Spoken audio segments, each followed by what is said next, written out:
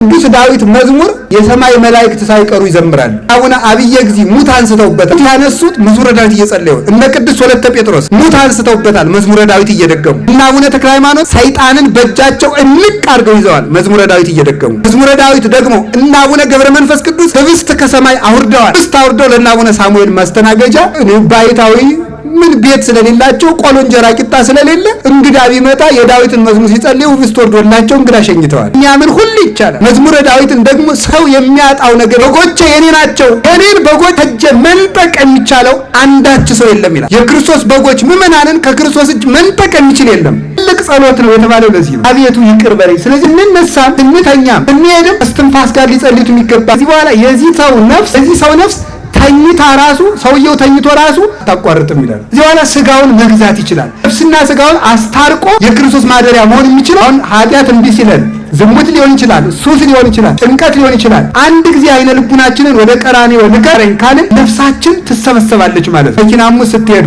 ሰው ራሱ ወደ እናንተ እየሮጠ ሲመጣ አፋችሁን ገጥማችሁ አላችሁ ሊፈጠፍጣችሁ የመጣው ሰውዬ ደህና ሰነበታችሁ ብሎ ይመለሳል። አፋችሁን ገጥማችሁ ላል ጸሎት እንዳይመስላችሁ ማለት አፍቃችሁት የሰነበታችሁትን ዘመድ ራሱ ገና ከሩቅ ሲታዩ ሩጣችሁ ለመሳም አትቸኩሉ። ስትሄዱ ወደሱ ታችሁ ነው። በየትም ቦታ ስትሄዱ ስትሳፈሩ መኪናሙ ስትሆኑ ስትተኙ ራሱ አሁን እንቅልፍ ራሱን ቢቢላችሁ አልጋችሁ ላይ ገደም ብላችሁ እንቀቱ ሁሉ ሰው እንቅልፍ፣ አንዳንዱ ሰው ድህነቱ፣ አንዳንዱ ሰው ሆዱ፣ አንዳንዱ ሰው ቅናቱ፣ አንዳንዱ ሰው ምቀኝነቱ፣ አንዳንዱ ሰው ምራቱ እንቅልፍ አላስወሰደው ብሎ ዛሬ በዚህ እንቅልፍ አልወስዳችሁ ካለ ገደም ብላችሁ ካላችሁ እንቅልፍ ይሰጣችኋል። በአንተ ታምኜ እተኛለሁ አይደል? አቤቱ ፈጣሪ ተኝቼም አስብሃለሁ። ስለዚህ የትም ቦታ ውዳሴ ከንቱ የለበት። እንደው ስብሰባው ርዘም ሲል ሁሉ ፋችሁን ገጥማችሁ ጥሩዎቹ በሉ እንግዲህ ዛሬ ስለመሸ ብለው ያሳጥሩት።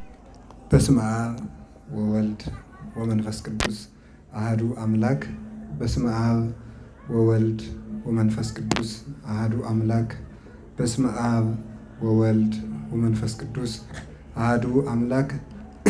የዳዊት ልጅ ሆይ ማረን። ይሄ የሚገርማችሁ በቅድስት ቤተ ክርስቲያን ታላቁ ጸሎት የሚባለው ጸሎት ይሄ ጸሎት ነው። በቅድስት ቤተ ክርስቲያን በጣም ግዳጅ የሚፈጽም አጋንንትን የሚያንቀጠቅጥ ልቡናን የሚገዛ ከኃጢአት ሰንኮፍ ፈልቅቆ የሚያወጣ ጸሎት ይህ ጸሎት ነው። በገዳም መነኮሳት ለተመስጦ የሚበቁበት ለቅድስና የሚበቁበት ባይታውያን ራሳቸውን ገዝተው ክርስቶስን እያሰቡ የሚኖሩበት ጸሎት የዳዊት ልጅ ሆይ ማረን የሚለው ጸሎት ነው። የሰው ልጅ ነፍስና ስጋውን በተጣሉበት ጊዜ ለማስታረቅ የሚችልበት ጸሎትም ይህ ጸሎት ነው ይባላል እና በስነ መለኮት ትምህርት በተለይ ስለ ጸሎት በሚሰጥ ትምህርት ውስጥ ዋናው ጸሎት ይህ ነው።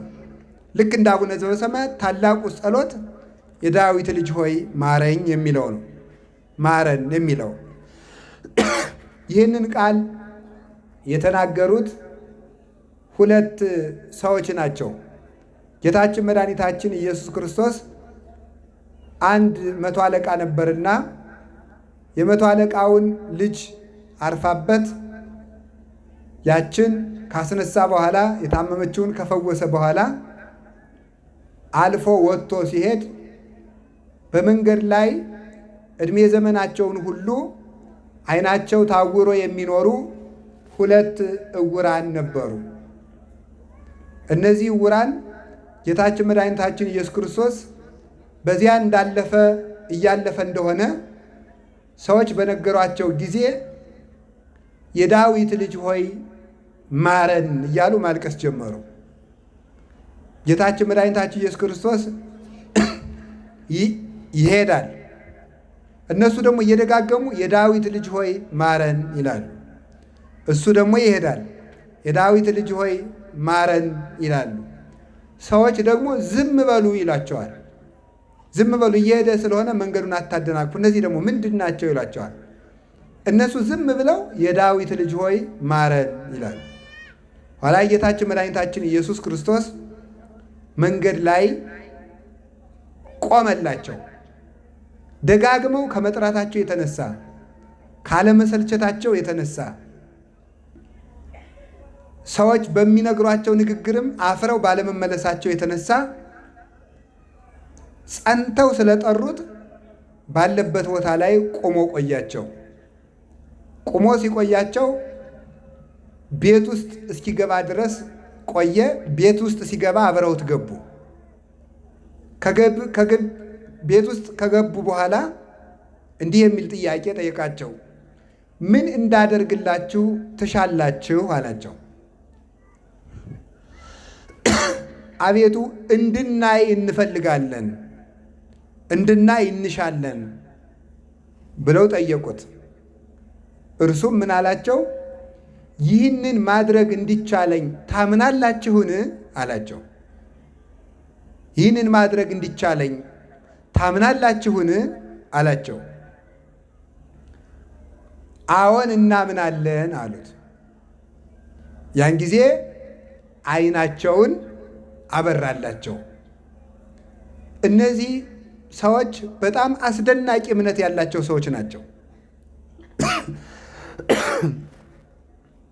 ሲያድን ያላዩትን፣ ሲፈውስ ያላዩትን ጌታ ማረን ብለው መጸለይ፣ ሂዷል እየተባሉ መጸለይ፣ ሰዎች ዝም በሉ እያሏቸው መጸለይ።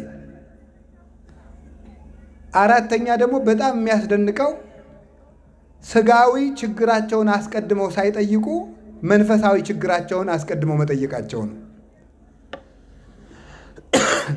መንፈሳዊ ችግራቸው ምንድን ነው? ኃጢአት ነው። ዋናው ችግራቸው በጊዜው ዓይን ነበረ። ዓይን ስጠን ነበር፣ ጸሎት መሆን የለበትም። የዳዊት ልጅ ሆይ ዓይናችን አብራልን አይደለም ያሉት፣ የዳዊት ልጅ ሆይ ማረን ነው ያሉት። ስትምረን ዓይናችንም ታበራዋለህ። ዓይናችን እንዲጠፋ የሆነበትን ኃጢአት መጀመሪያ ይቅርታ ስጥ፣ ይቅርታውን ከሰጠህን ፈውሱንም ትሰጠናለህ በማለት መንፈሳዊ ጥያቄያቸውን ጠየቁ። ጌታችን መድኃኒታችን ኢየሱስ ክርስቶስም መለሰላቸው። ይህንን ማድረግ እንዲቻለኝ ታምናላችሁን አላቸው። ለምን ይጠይቃቸዋል? ዓይንን ማረን እያሉት ምን ትፈልጋላችሁ? እንድናይ።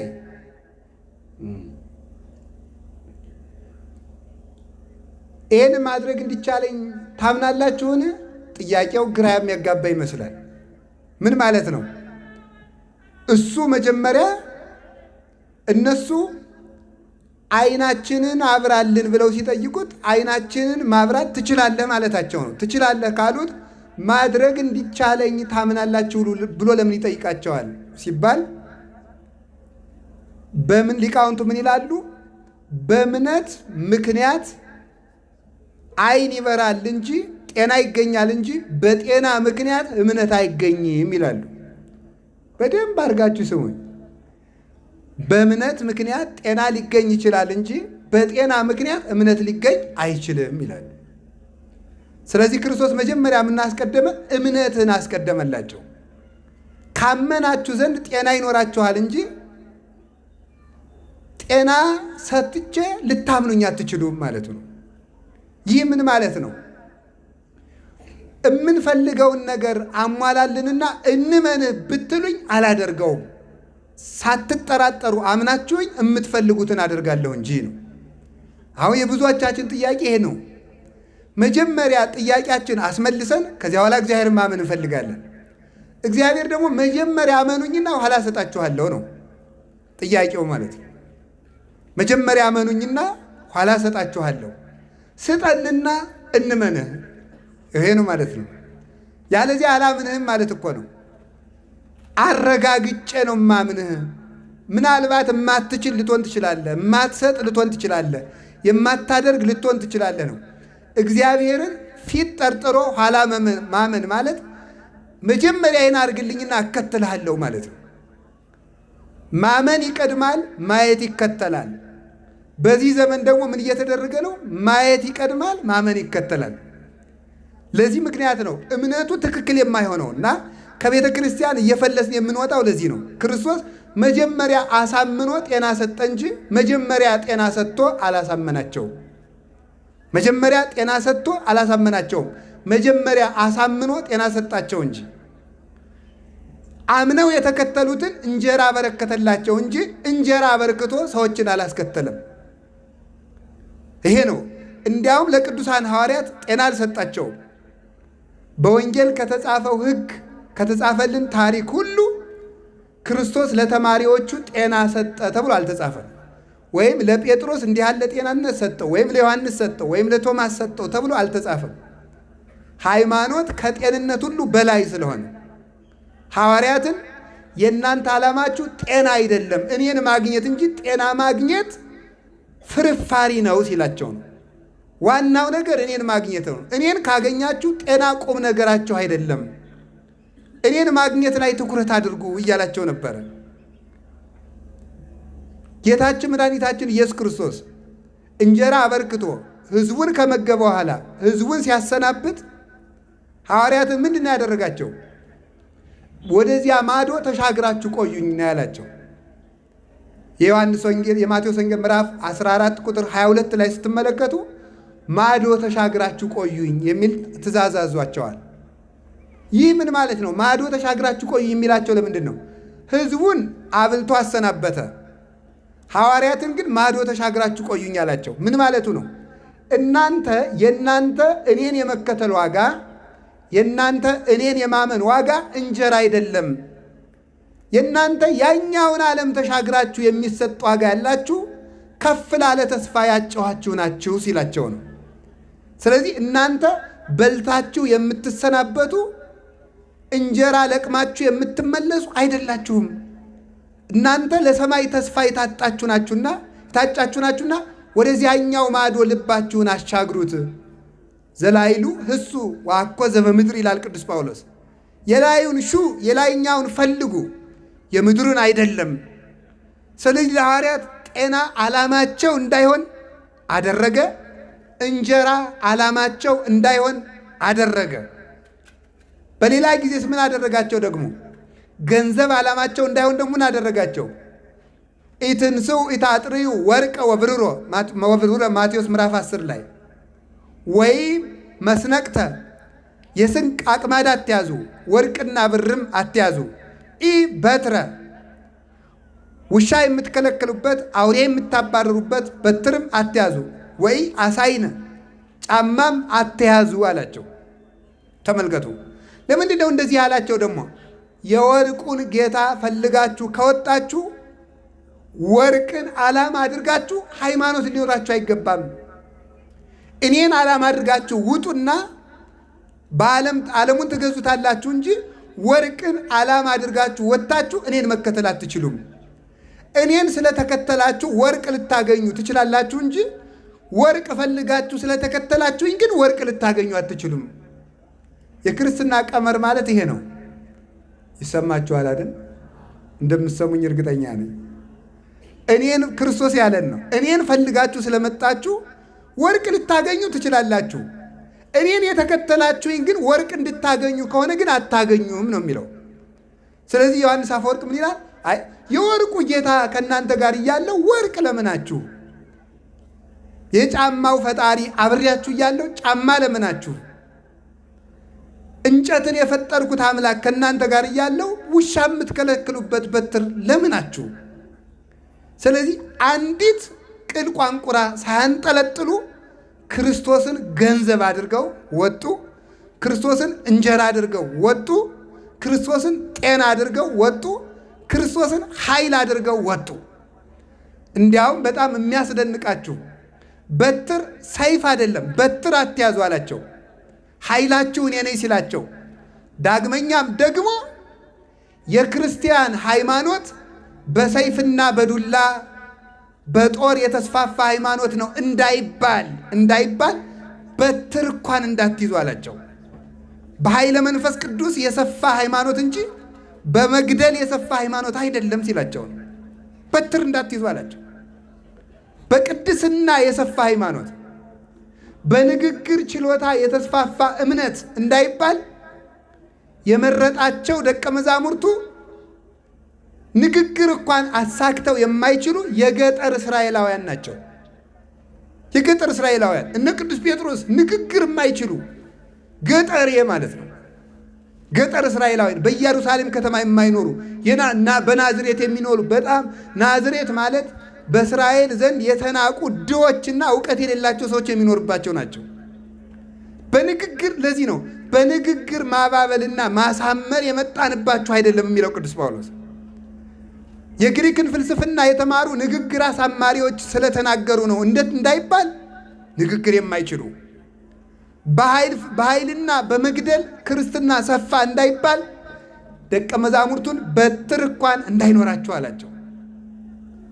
ገንዘብ ያላቸው ሰዎች ስለሰበኩት ተስፋፋ እንዳይባል አንዲት ሳንቲም እንኳን እንዳታንጠለጥሉ አላቸው።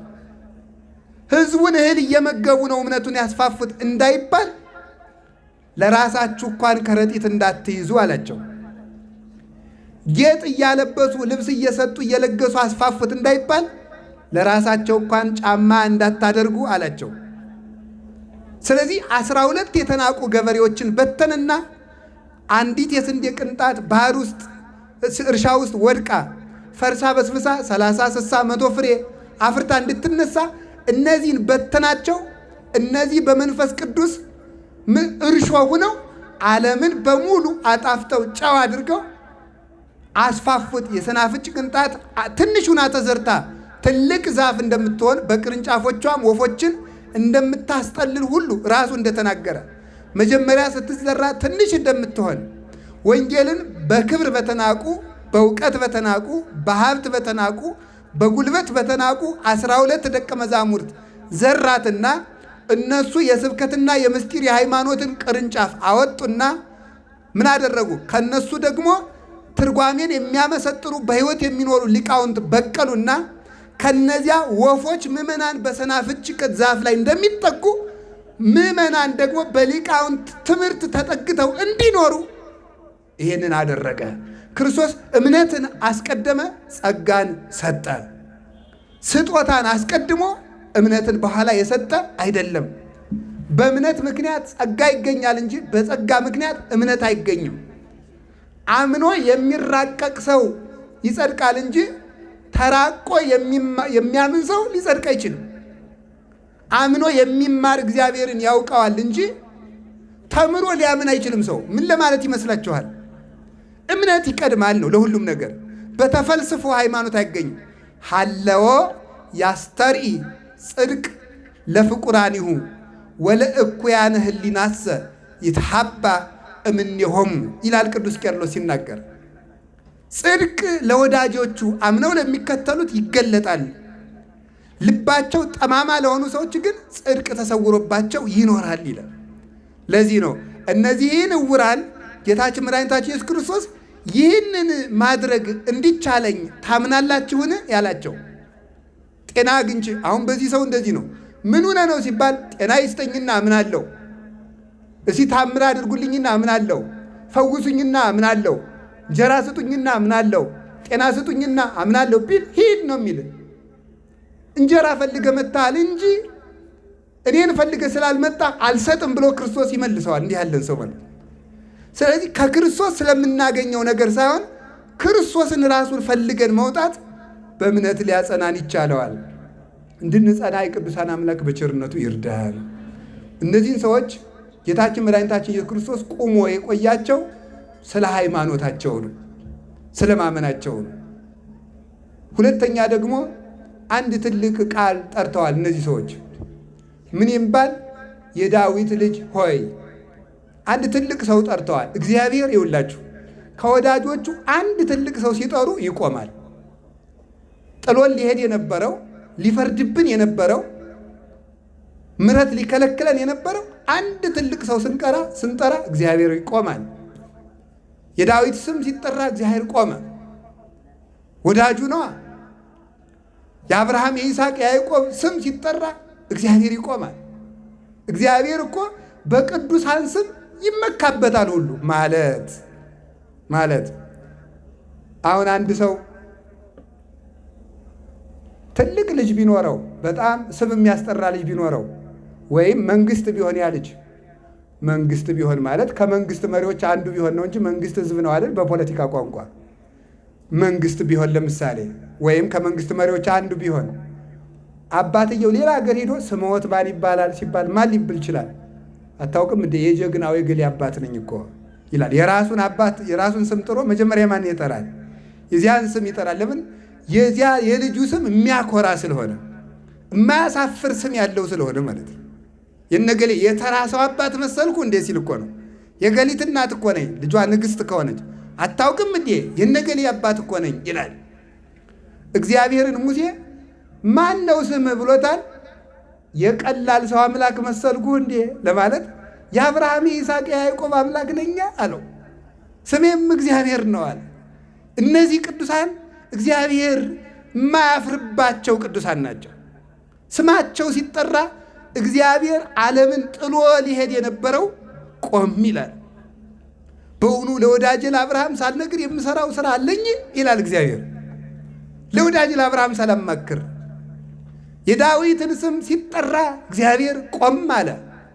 የሙሴ ስም ሲጠራ እግዚአብሔር የመዓቱን ጎዳና አቁሞታል።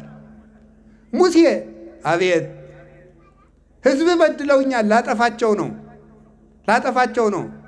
ታው እንጂ አሁን አያችሁ እግዚአብሔርን ሰው ይመሸመግለዋል። ቸር ስለሆነ ነው። እጓለመያው ሙሴ አቤት እስራኤልን ላጠፋ ነው። ተው አታጥፋ። ግብፃውያንም ሀኛ ወስዶ ደና ዱባ የምናበላቸውን ማብላት ሲያቅተው ጊዜ በረሃ ወስዶ ፈጃቸው ብለው ያሙሃል። ተው እንጂ አለ ሙሴ።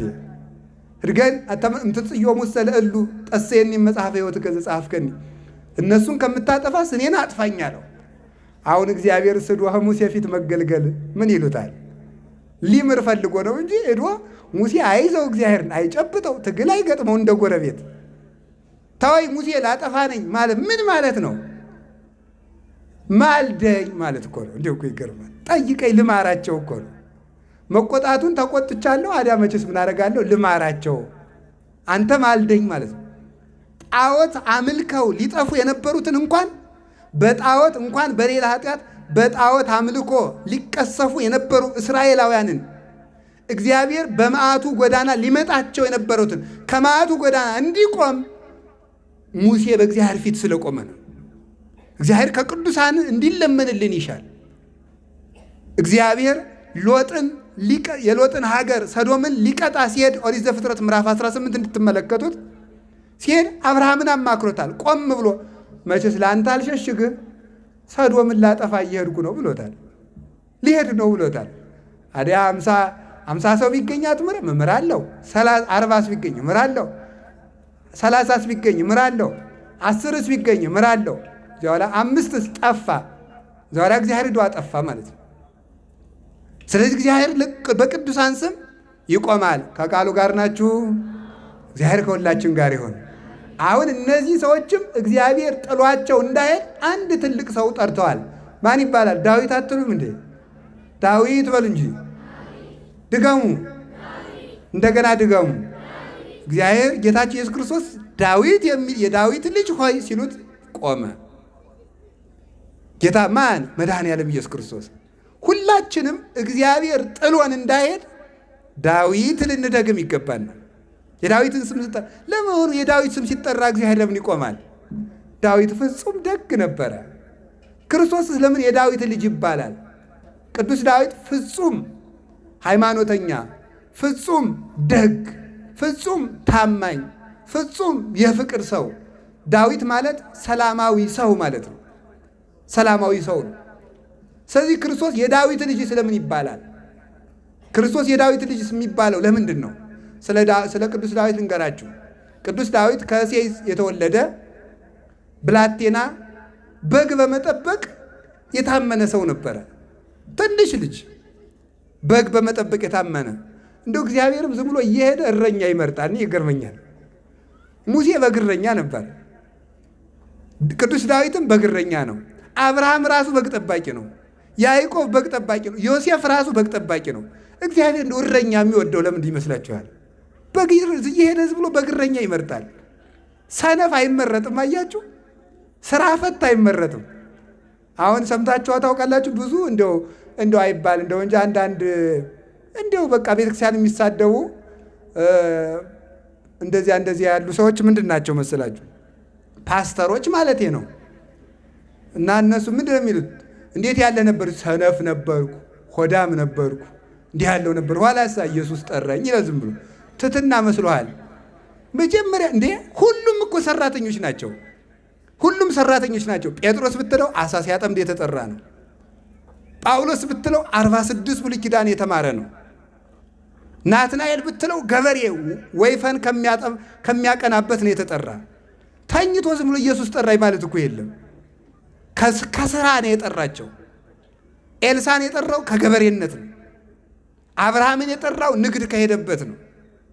ሙሴን የጠራው በግ ከሚጠብቅበት ነው። ዳዊትን የጠራው በግ ከሚጠብቅበት ነው።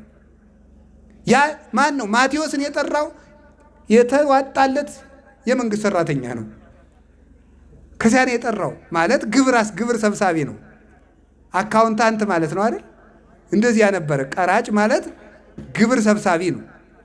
ማን? ማቴዎስን የጠራው ከስራ፣ ዮሐንስን የጠራው ከስራ፣ ያዕቆብን የጠራው ከስራ፣ እንድርያስን የጠራው ከስራ። ሁሉም ከስራ የጠራ ስራ ፈት የተንኮል ማደሪያ ነው። ደግሞ እግዚአብሔር እንደ እረኛ ለምን እንደሚወድ ልነግራችሁ ነው። እንግዲህ ከዛ ቅዱስ ዳዊት የእሴይ ልጅ ነው። ይህ ሕፃን የአባቶቹን በግ በታማኝነት የሚጠብቅ ነበረ። አንበሳ ሲመጣ በጡጫ የሚመታ በጎቹን ታምኖ የሚጠብቅ ነበር። ማን? ቅዱስ ዳዊት። ወደዚህ ሁኑ እንጂ ምን ሆናችሁ ነው? ወደዚህ ሁኑ። አዎ ፈርታችሁ እንኳን አይደለም፣ እንዲሁ ነገሩ ምንድን ነው ብላችሁ ለማወቅ ነው። እና ስለዚህ በግ ከሚጠብቅበት እግዚአብሔር ሳኦል የሚባለው ንጉሥ እግዚአብሔርን ስላስከፋ ለእስራኤል ሌላ የተሻለ ንጉሥ ሊመርጥላቸው ወደደ። ያም የእሴይ ልጅ ቅዱስ ዳዊት ነው። እና ይሄ ዳዊት ቅዱስ ዳዊት በግ በሚጠብቅበት ጊዜ ኃያል ስራዎችን ሰርቷል። ሳሙኤልን ሂድና ምረጥ አለው። በቤተልሔም ሄደ ከእሴይ ልጅ አንዱን ልቀባው ለመንግስትነት ልመርጥ ወዳለውና ሂድና ሹመው አለው። ሲሄድ ኤልያብ ቀረበ፣ ሌሎችም ቀረቡ። የእሴይ ልጆች 6ቱ ልጆቹ ሁሉ የተካኩ መልከኞቹ ትልልቆቹ ተመረጡ። እነዚያ መልከኞች ናቸው። ኋላ አለቁ።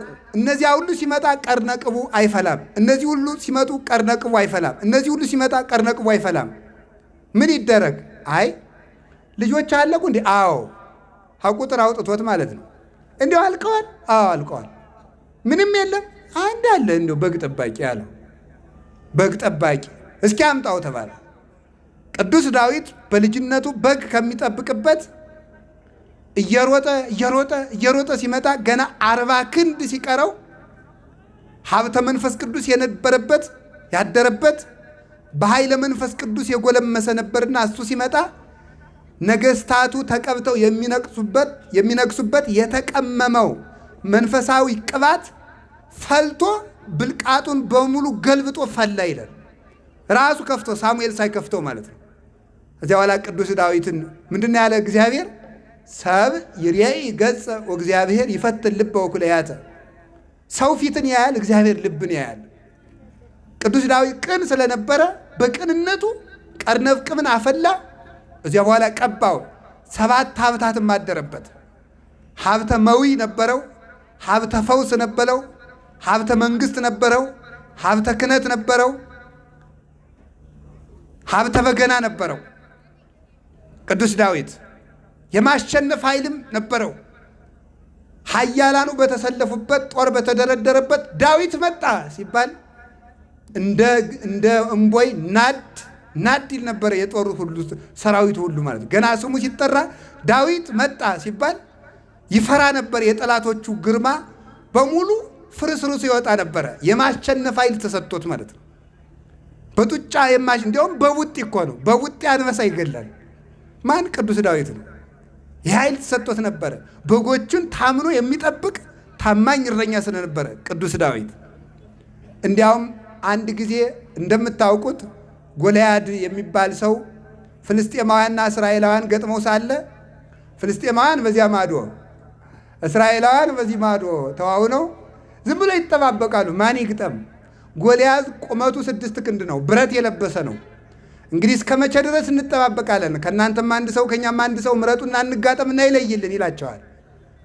እንዲህ ሲላቸው ማን ይምጣ? ለሹመት የታጩት የዳዊት ወንድሞች ሁሉ አልሆነላቸውም። እዚያ በኋላ ቅዱስ ዳዊት እስቲ ስንቅ አቀብል ብሎ ሰደደው። አባቱና ለወንድሞቹ ስንቅ ሲያቀብል ሊዶ ሲኩራራ አየው። ይህንን ያልተገዘረ የውሻ ሬሳ የመሰለ እኔ ገለዋለሁ በወንጭፍ አለ። ትንሽ ልጅ ነው። ከዚያ በኋላ አይ ታላላቅ ወንድሞቹ አንተ ዝም በል አሉት። በአንድ በኩል ታላቅ ወንድም አባት ነውና እረፍ ብለው ለመምከር ነው። በአንድ በኩል ግን የተሰወረ ቅናት ነው ይላሉ ሊቃውንቱ። እኛ ትልልቆቹ ያልገደልነውን እሱ ገደልኩ ብሎ ሊሸለም ነው ወይ ብለው ቀንተውበት ማለት ነው። እኔ ገለዋለሁ አለ። ለንጉሥ ነገሩለት፣ ለሳኦል። ንጉሥ ይህንን ሰው ለሚገድል ምን ይሰጠዋል? ልጁን ያጋባዋል፣ ይሾመዋል። ንገሩልኝ። ትንሽ ልጅ እኮ ነው፣ የ12 ዓመት ልጅ። ሄደ። አንተነ የዳዊትን የጎልያድን የምትገለው አለው።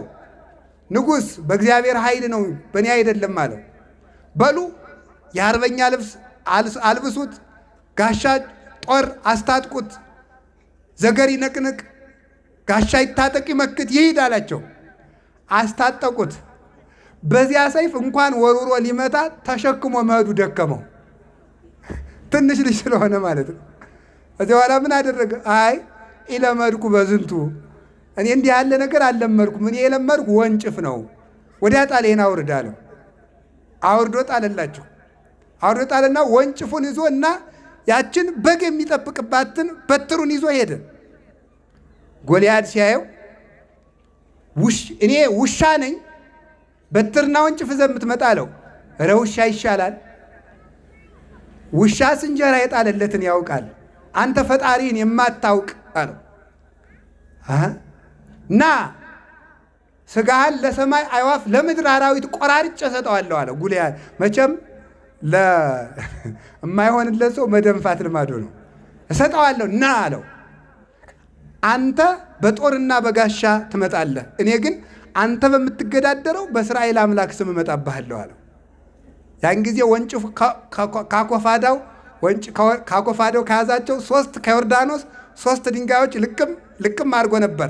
5 ይላሉ ሊቃውንቱ። አንዷን በወንጭፉ አድርጎ ከተባለ ምን አደረገ? በወንጭፉ አድርጎ ሲወረውራት ብረት ለብሶ ነበረ።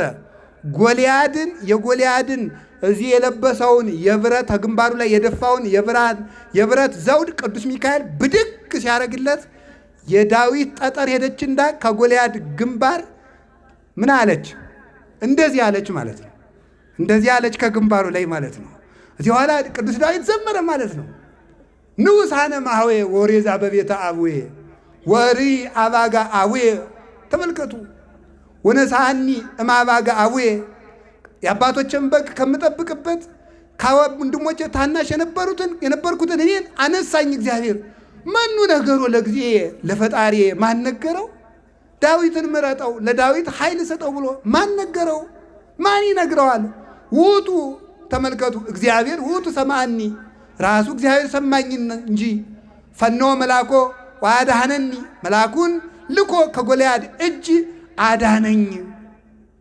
ወወፃይኩ ወቀባኒ ወነፃኒ እማባጋ አቡዬ፣ የአባቶችን በጎች ከምጠብቅበት አንስቶ ወቀባኒ ቅባ ቅዱሰ፣ ቅዱስ ቅባቱንም ቀባኝ አከበረኝ ይላል።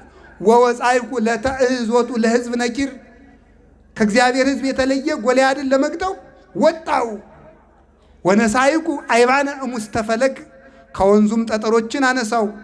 ወወጸፍክዎ ዲበ ፍጽሙ፣ በግንባሩም መታውት። አሜሃ ወድቀ በኃይለ እግዚአብሔር፣ ያን ጊዜ ጎልያድ በእግዚአብሔር ኃይል ወደቀ።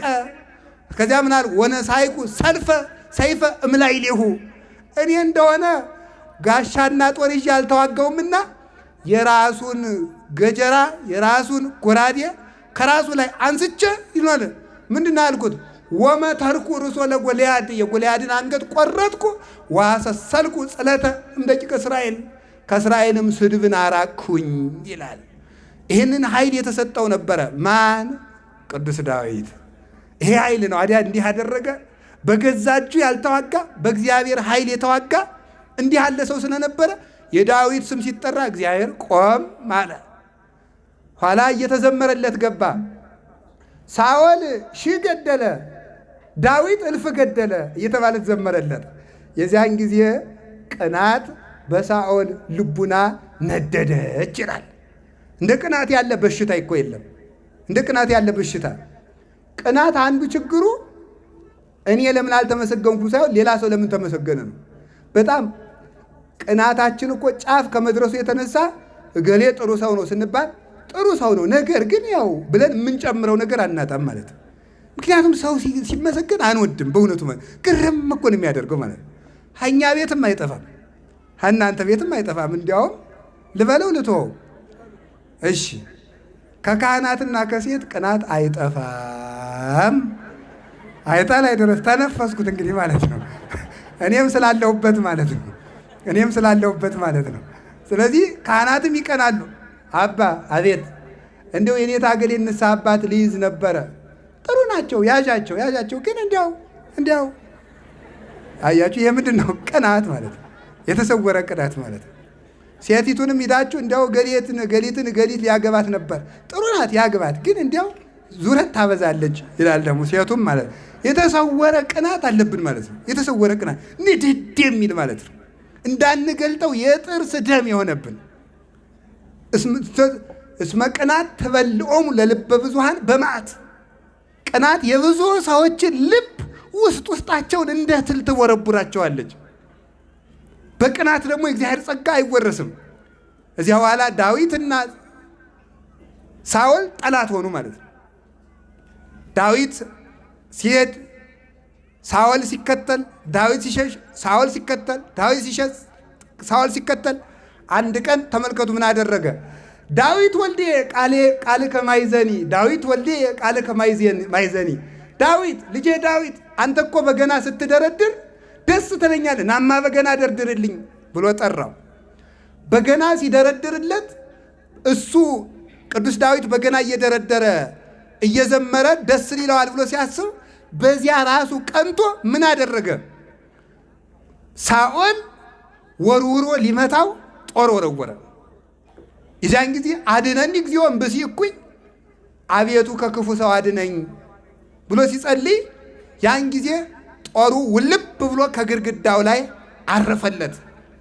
ቅዱስ ዳዊትም ከሳኦል እጅ አመለጠ። ያን ጊዜ ምን አለ?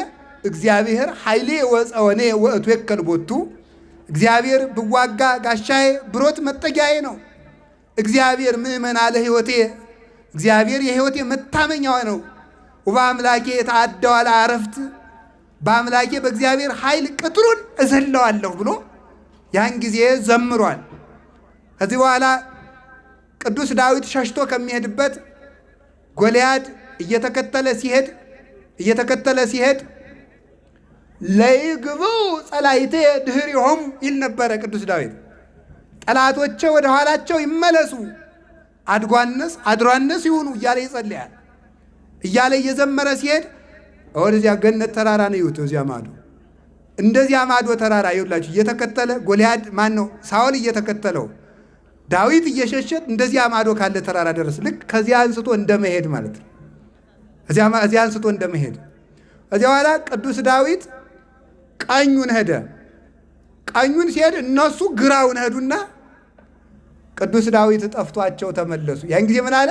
ለይግብኡ ድኅሬሆሙ ጸላይቴ ድኅሬሆሙ፣ ጠላቶቼ ወደ ኋላቸው ይመለሱ ብሎ ሲዘምር መንገድ ጠፍቷቸው ሳያጠፉት ተመለሱ። ከዕለታት አንድ ቀን ሳኦል ሲፈልግ ብሎ ቅዱስ ዳዊትን አጥቶት ፈልጎ ተኛ ከነጋሻ ጃግሬው። አዛራ ከነጋሻ ጃግሬው ለጣለ ማን? ሳኦል ዳዊትን ፈልጎ ሲያጣ ቅዱስ ዳዊት ቀስ አለና የሳኦልን የጋሻ ጃግሬዎችን ሰይፍና ጦር ሁሉ በእጁ ያዘና ከሳኦል ከጨርቁ ትንሽ ቁርጥ አድርጎ አቢሳ አንተ የውሻ ሬሳ የመሰልክ ጌታህን እንዲህ አድርገህ ነው የምትጠብቀው አለው። አቢሳ ማለት የሳኦል ጠባቂ ማለት ነው። እንዲህ አድርገህ አንተ የውሻ ሬሳ ንጉሥ እየጠበቅክ ትተኛለህ አለው። ይገርማል እኮ እንደ መግደል ማለት ነው። እንደ መግደል ጠላቱን ሳኦልን ተመልከቱ። ሲያገኘው ሳይገለው ቀስቅሶ ለምን ንጉሥን እየጠበቅክ ትተኛለህ አለ። ከዚያ በኋላ እንደውም አብረውት የነበሩት ሁሉ እንግደለው ዛሬ ጠላትን እግዚአብሔር በእጅ አሳልፎ ሰጥተዋል ሲለው ምን አለ? አይ ተው እግዚአብሔር በቀባው ላይ እጄን አላነሳም አለ። እግዚአብሔር በቀባው ላይ እጄን አላነሳም ብሎ ምሮት ሄደ። ወአነ አቀብኩ ፍናወ እጹባተ ያለው ይሄንን ነው። አቤቱ ፈጣሪ ሆይ ጭንቅ ጎዳናዎችን ሁሉ በሕይወት የዘመን ሄድኩኝ ይላል። ጭንቅ ጎዳና ሄድኩ ለእግዚአብሔር ሲናገር መዝሙር 16 ላይ ጭንቅ ጎዳና ያለው ምንድን ነው? ጠላትን በእጅ አግኝቶ ሳይገሉ መሄድ ማለት ነው። ሊገል የመጣን ጠላት እጅ ተፍንጅ ይዞ ራርቶ ሳይገሉ መሄድ ፈጽሞ የማይቻል እግዚአብሔር ብቻ የሚያደርገው የፍጹም ፍቅር ስራ ስለሆነ ጭንቅ ስራን ሰርቻለሁ አለ። ማን? ቅዱስ ዳዊት ነው። ስለዚህ ምን አለው እግዚአብሔር? ረከብኩ ተመልከቱ ዳዊትሃ ዘከመ ልቤ እንደ ልቤ የሆነ ዳዊትን አገኘው አለ። እንደ ልቤ የሆነ ምን ማለት ነው? የእግዚአብሔር ልቡ ምንድን ነው የሚወደው? ፍቅር ነው። እንደ ልቤ የሆነ ማለት ጌታችን መድኃኒታችን ኢየሱስ ክርስቶስ በኋላ በሥጋ ተገልጦ የሚሰራት ወንጌል አፍቅሩ ጸላይተክሙ ጠላቶቻችሁን ውደዱ ትላችን። ጠላቶቻችሁን ውደዱ ስለምትል ተመልከቱ። ይህች ሕግ ገና ሳትሰራ ቅዱስ ዳዊት አስቀድሞ ጠላቱን ወደደ። ስለዚህ እንደ ልቤ ያለው ምንድን ነው? እንደ ወንጌል የሆነ ዳዊትን አገኘው ማለት ነው። ወንጌል ሳትሰራ ወንጌልን የኖረ ፍቅርን የፈጸመ ክርስቶስ ተሰቅሎ የሰራትን ያሳያትን ሕግ ገና ክርስቶስ ሳይወለድ የሰራ ስለሆነ ቅዱስ ዳዊት የአምላክን ልብ ያወቀ የአምላክ ልብ ለመባል በቃ። ስለዚህ ነበረ እነዚህ እውራን የዳዊት ልጅ ሆይ ማረን ሲሉት የዳዊት ስም ሲጠራ ክርስቶስ ቁሞ የቆያቸው። ለእኛም ቁሞ የቆየን መድኃኔዓለም እግዚአብሔር ጥሎን እንዳይሄድ የቅዱስ ዳዊት ጸሎት ይርዳን።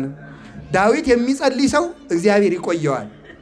እግዚአብሔር ጥሎት አይሄድም። በእውነቱ ማለት ለምን? ውስጡም እኮ እንዲህ ያለበት እኮ ነው። ምን የሚል ነው? ተመልከቱ። ሐሰስኩ ገጸከ ገጸ ዚአከ ሐስስ እግዚኦ ኢትሚት ገጸከ ምኔ ወኢትትገሃስም ገብርከ ተሚአከ። አቤቱ ፊትህን እሻለሁ፣ ፊትህን ከኔ አትመልስ፣ ገጸ ምሕረትህን አትሰውርብኝ፣ ተቆጥተህም ከባሪያ ፈቀቅ አትበል ይላል። ተመልከቱ። እንዲህ የሚል ቃል ስላለ የቅዱስ ዳዊትን መዝሙር የሚዘምር ሰው እግዚአብሔር ጥሎት አይሄድም። የቅዱስ ዳዊትን መዝሙር በየቀኑ የሚዘምር ሰው እግዚአብሔር ጥሎት አይሄድም። እኛ ብቻ ማድረግ ያለብን ምንድን ነው? መጽናት ነው። ቅዱስ ዳዊት የሚጸና ነው። እነዚህ ሰዎች ራሳቸው የዳዊት ልጅ እያሉ እነሱም የዳዊትን ቃል ይፈጽማሉ። ዳዊት ምን ብሎ ነበረ? ቅዱስ ዳዊት እንዲህ ብሎ ጸኒሐ ጸናዕክዎ ለእግዚአብሔር፣ እግዚአብሔርን ቆይቼ ደጅ ጸናሁት። ምእመናን እስኪ እናንተ በአንድ ርዕሰ ጉዳይ ላይ ስንት ጊዜ ጸልያችሁ ታውቃላችሁ? በጣም ከበዛ 1 ዓመት፣ በጣም ከበዛ 2። እዚህ በኋላ ጥለነው ቤታችን። አንዳንዱ ጥሎት ወደ ጠንቋይ ሞክሬያለሁ። ዳዊት ደግሞ ሞክሬያለሁ። 1-3 ዓመት ሞክሬ ነበረ። ጸበል ዳላው ሞክሬ ነበረ። እዚህ በኋላ ሰልች እግዚአብሔር በሚመጣ ቀን እኛ ሰልችተን እንወጣለን። ቅዱስ ዳዊት ግን ቆይቼ ደጅ ጸናሁት፣ ሰማኒ ወተመይጠኒ፣ እግዚአብሔርም ሰማኝ፣ ወሰማኒ ቃለ ስለቴ፣ ልመናዬንም አደመጠኝ። ተመልከቱ። ከዚያ በኋላ ምንድን ነው?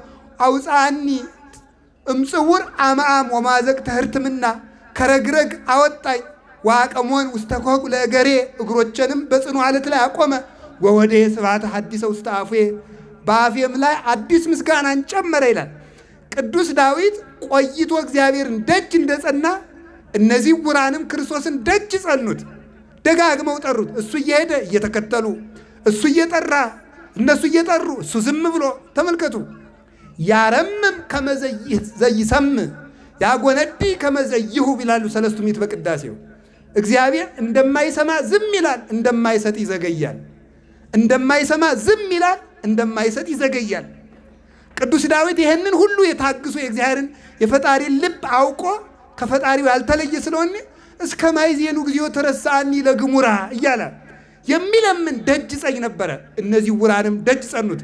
ለዚህ ነው ዕብራውያን ማነው ሲራክ ምዕራፍ 2 ላይ መኑ ዘተአመነ በእግዚአብሔር ወተሐፍረ፣ በእግዚአብሔር አምኖ ያፈረ ማን ነው?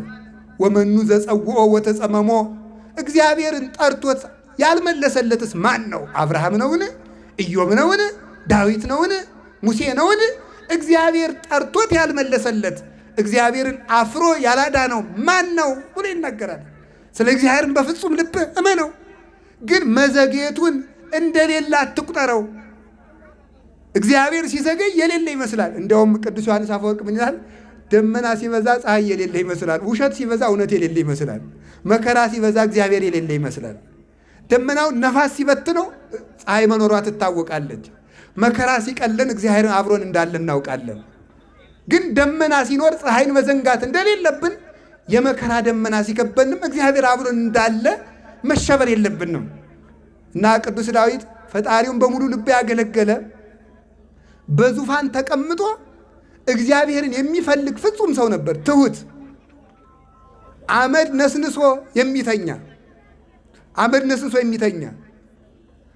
ከሚጠጣው ውሃ ጋር እንባውን እየጨመረ የሚጠጣ ሰው ነበረ። ማን? ቅዱስ ዳዊት። ሲሳየ ኮነኒ አንብዕየ ይላል። እንባዬ ራት ምሳ ሆነኝ ይላል። ከሚጠጣው ጽዋ ላይ እንባውን እያንጠበጠበ ይጠጣ ነበረ።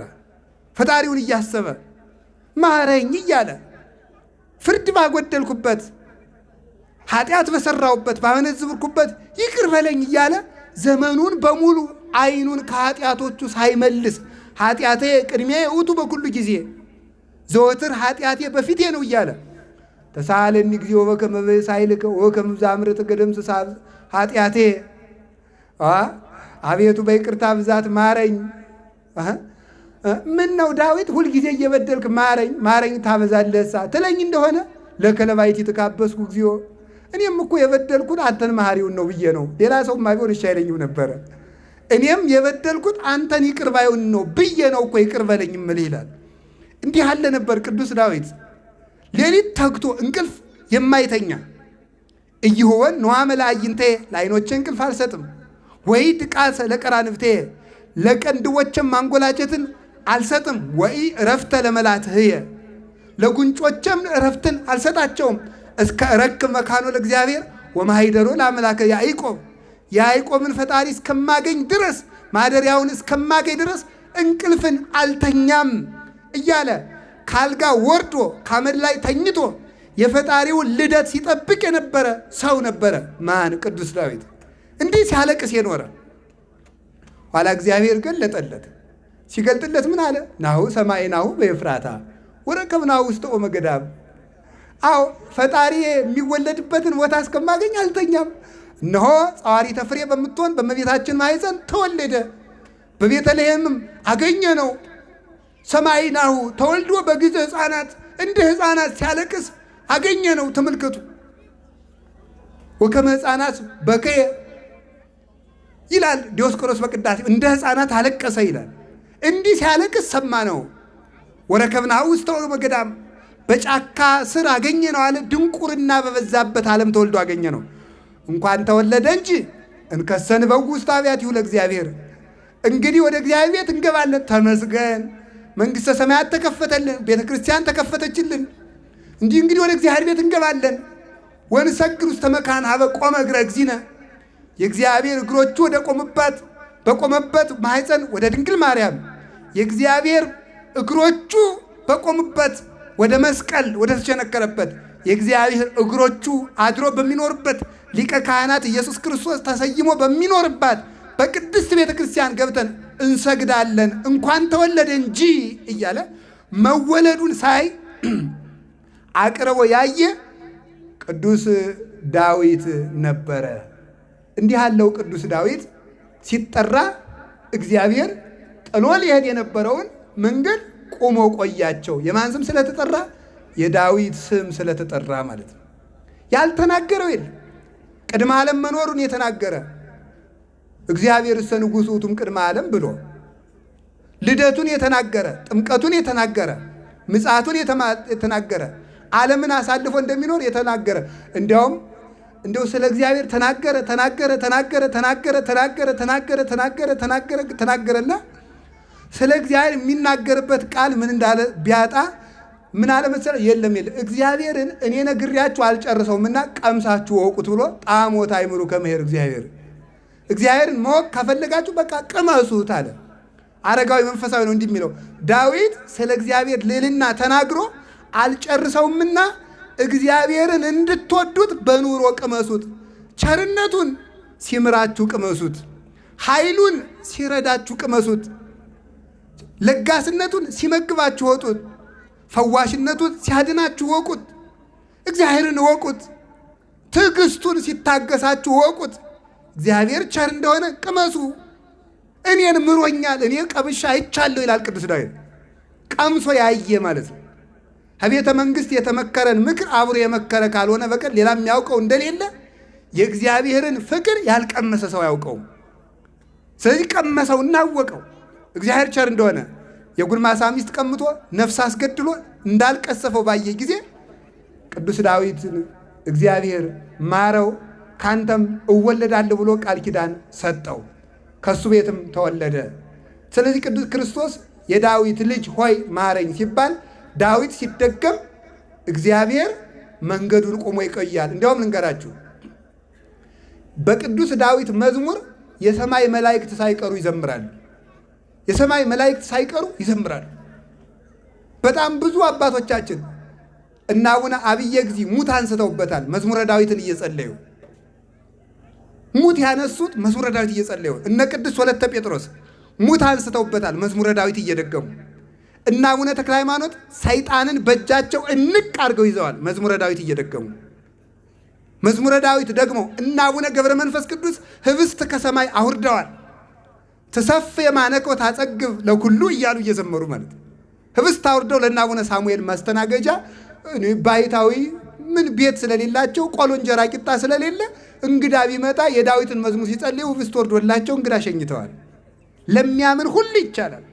መዝሙረ ዳዊትን ደግሞ ሰው የሚያጣው ነገር የለም። ራሱ እንደተናገረ ዋልቦ ዘይሃጣኒ እግዚአብሔር ምን ያሳጣኛል? እኔን የሚያጣበትን ቦታ የለም። ገደል ብጥሉኝ ራሱ እኔን እግዚአብሔር አያጣኝም ሲል ዘይሃጣኒ ይላል።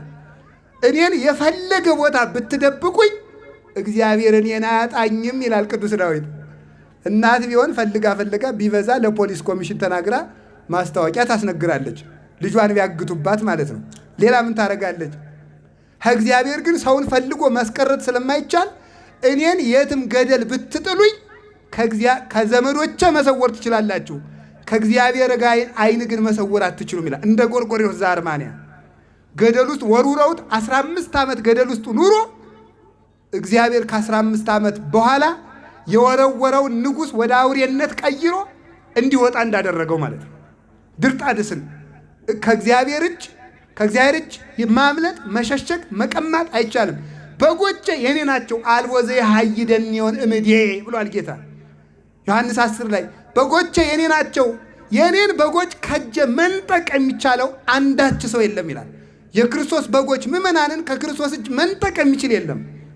ወለክሙሰ ስዕርተ ርእስክሙኒ ሁሉ ቁቱ፣ የራስ ጠጉራችሁ እንኳን የተቆጠረች ናት፣ ከራስ ጠጉራችሁ አንዲት እንኳን የሰማይ አባታችሁ ሳያውቅ አትነቀልም ብሏል። ይህንን ያመነ ፍጹም ታማኝ፣ ፍጹም ደግ፣ የእንባ ሰው፣ የንስሐ ሰው፣ የትርምት ሰው፣ ሩህሩህ ነበረ ቅዱስ ዳዊት። ይገባኛል የሚል አመስጋኝ፣ የገዛ ልጁ አሰድዶት በበረሃ ሲሄድ ቀን ሲጥል የማይደረግ የለ አይደለ? ሳሚ ወልደ ጌራ የሚባል መናጢ ከመንገድ ቆይቶ አንተ የውሻ ሬሳ የመሰል ካለው ንጉሡን ዳዊትን ነው። ጋሻ ጃግሬዎቹ እነ ኢዮአብ ኃያላኑ ይሄ ምን ይመስላል? ልሂድና ቸብቸባውን ቆርጬ ላምጣው፣ ንጉሡ እንዴት ይሰድባል አለው። ምን አልኳችሁ? ተው እግዚአብሔር ስደበው ብሎታል አለ። እንዲሁ እኮ ይገርማል እኮ ሲሰደብ ንጉሥ ነኝ ብሎ ሳይቀየም ተውማ ለሌላ ቀን ኃጢአቴ እግዚአብሔር ስደበው ብሎት ነው አለ። በዚያ ጊዜ የተሰደደ ቅዱስ ዳዊት በድሎ አልነበረ። ሳይበድል ተሰዶ እየተሰደበ እግዚአብሔር ስደበው ብሎት ነው። ለምን? ዛሬ ባይበድል በሌላ ቀን በድሏልና። አሁን አንዳንድ ቀን እኛ የምንለውን ሰምታችኋል። አሁን አንድ ሰው ደርሶ ሌባ ቢላችሁ ምን ትላላችሁ? ምን ሰርቃ ይተኛል? ዛሬ ባሰርቅ ማክሰኞ ዕለት ሰርቀሃል፣ ወይ አምና ሰርቀሃል፣ ወይ ዛሬ 10 ዓመት ሰርቀሃል። የሚታሰበው እንደዚህ ነው። የሌለበትን ኃጢአት እንኳን የሚቀበል ማን? ቅዱስ ዳዊት። እንዲህ ያለ ሰው ስለነበረ እግዚአብሔር የዳዊት ስም ሲጠራ ጠላቱን የራራ ሁልጊዜ 3 ጊዜ 4 ጊዜ ጨብጦ የራራ ስለሆነ የቅዱስ ዳዊት ስም ሲጠራ ምን ያደረገ? እግዚአብሔር ይቆማል። ቅዱስ ዳዊት ፈቃዱን ለእግዚአብሔር የሰጠ ሰው ነበረ። ፈቃዱን ለእግዚአብሔር እንደምታውቁት ከዕለታት አንድ ቀን ውሃ ጠምቶት በመጽሐፈ ዜና መዋዕል አንደኛ ዜና መዋዕል ምዕራፍ 11 ላይ እንደተቀመጠው ውሃ ጠምቶት ታሞ ተኝቶ ከቤተልሔም ማን ባመጣልኝ ሲል ኃያላኑ 3ቱ ኃያላን የማን ጌታ ውሃ እያለ ይሞታል፣ ቤተልሔም ውሃ እናምጣ አሉ።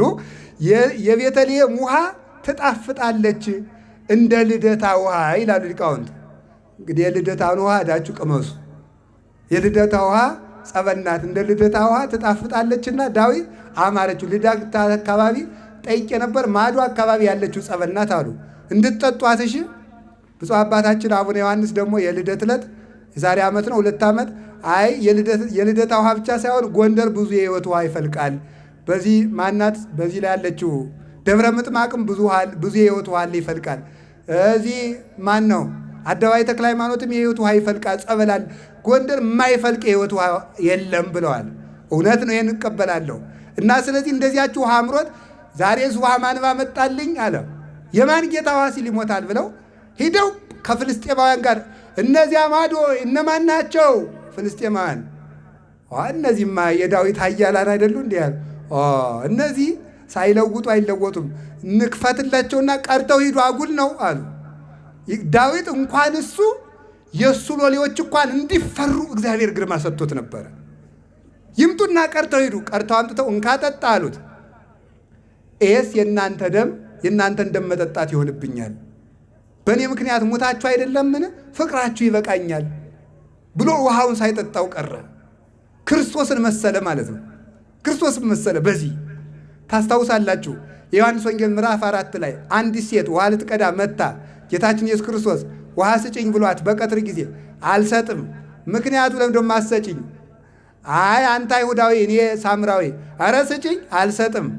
አይ ማን እንደሆንኩ ብታውቂ ትሰጪኝ ነበረ። ውሃ የሚለምንሽ ማን እንደምት አንተ ከያዕቆብ ትበልጣለህ። አይ ከዚህ ጉድጓድ የሚጠጣ ሰው ይጠማል፣ እኔ ከምሰጠው የሚጠጣ ግን አይጠማም። ኧረ እንግዲያስ መልሼ እንዳልቀዳ ያንን ውሃ ስጠኝ፣ ባልሽን ጥሪና ልስጥሽ።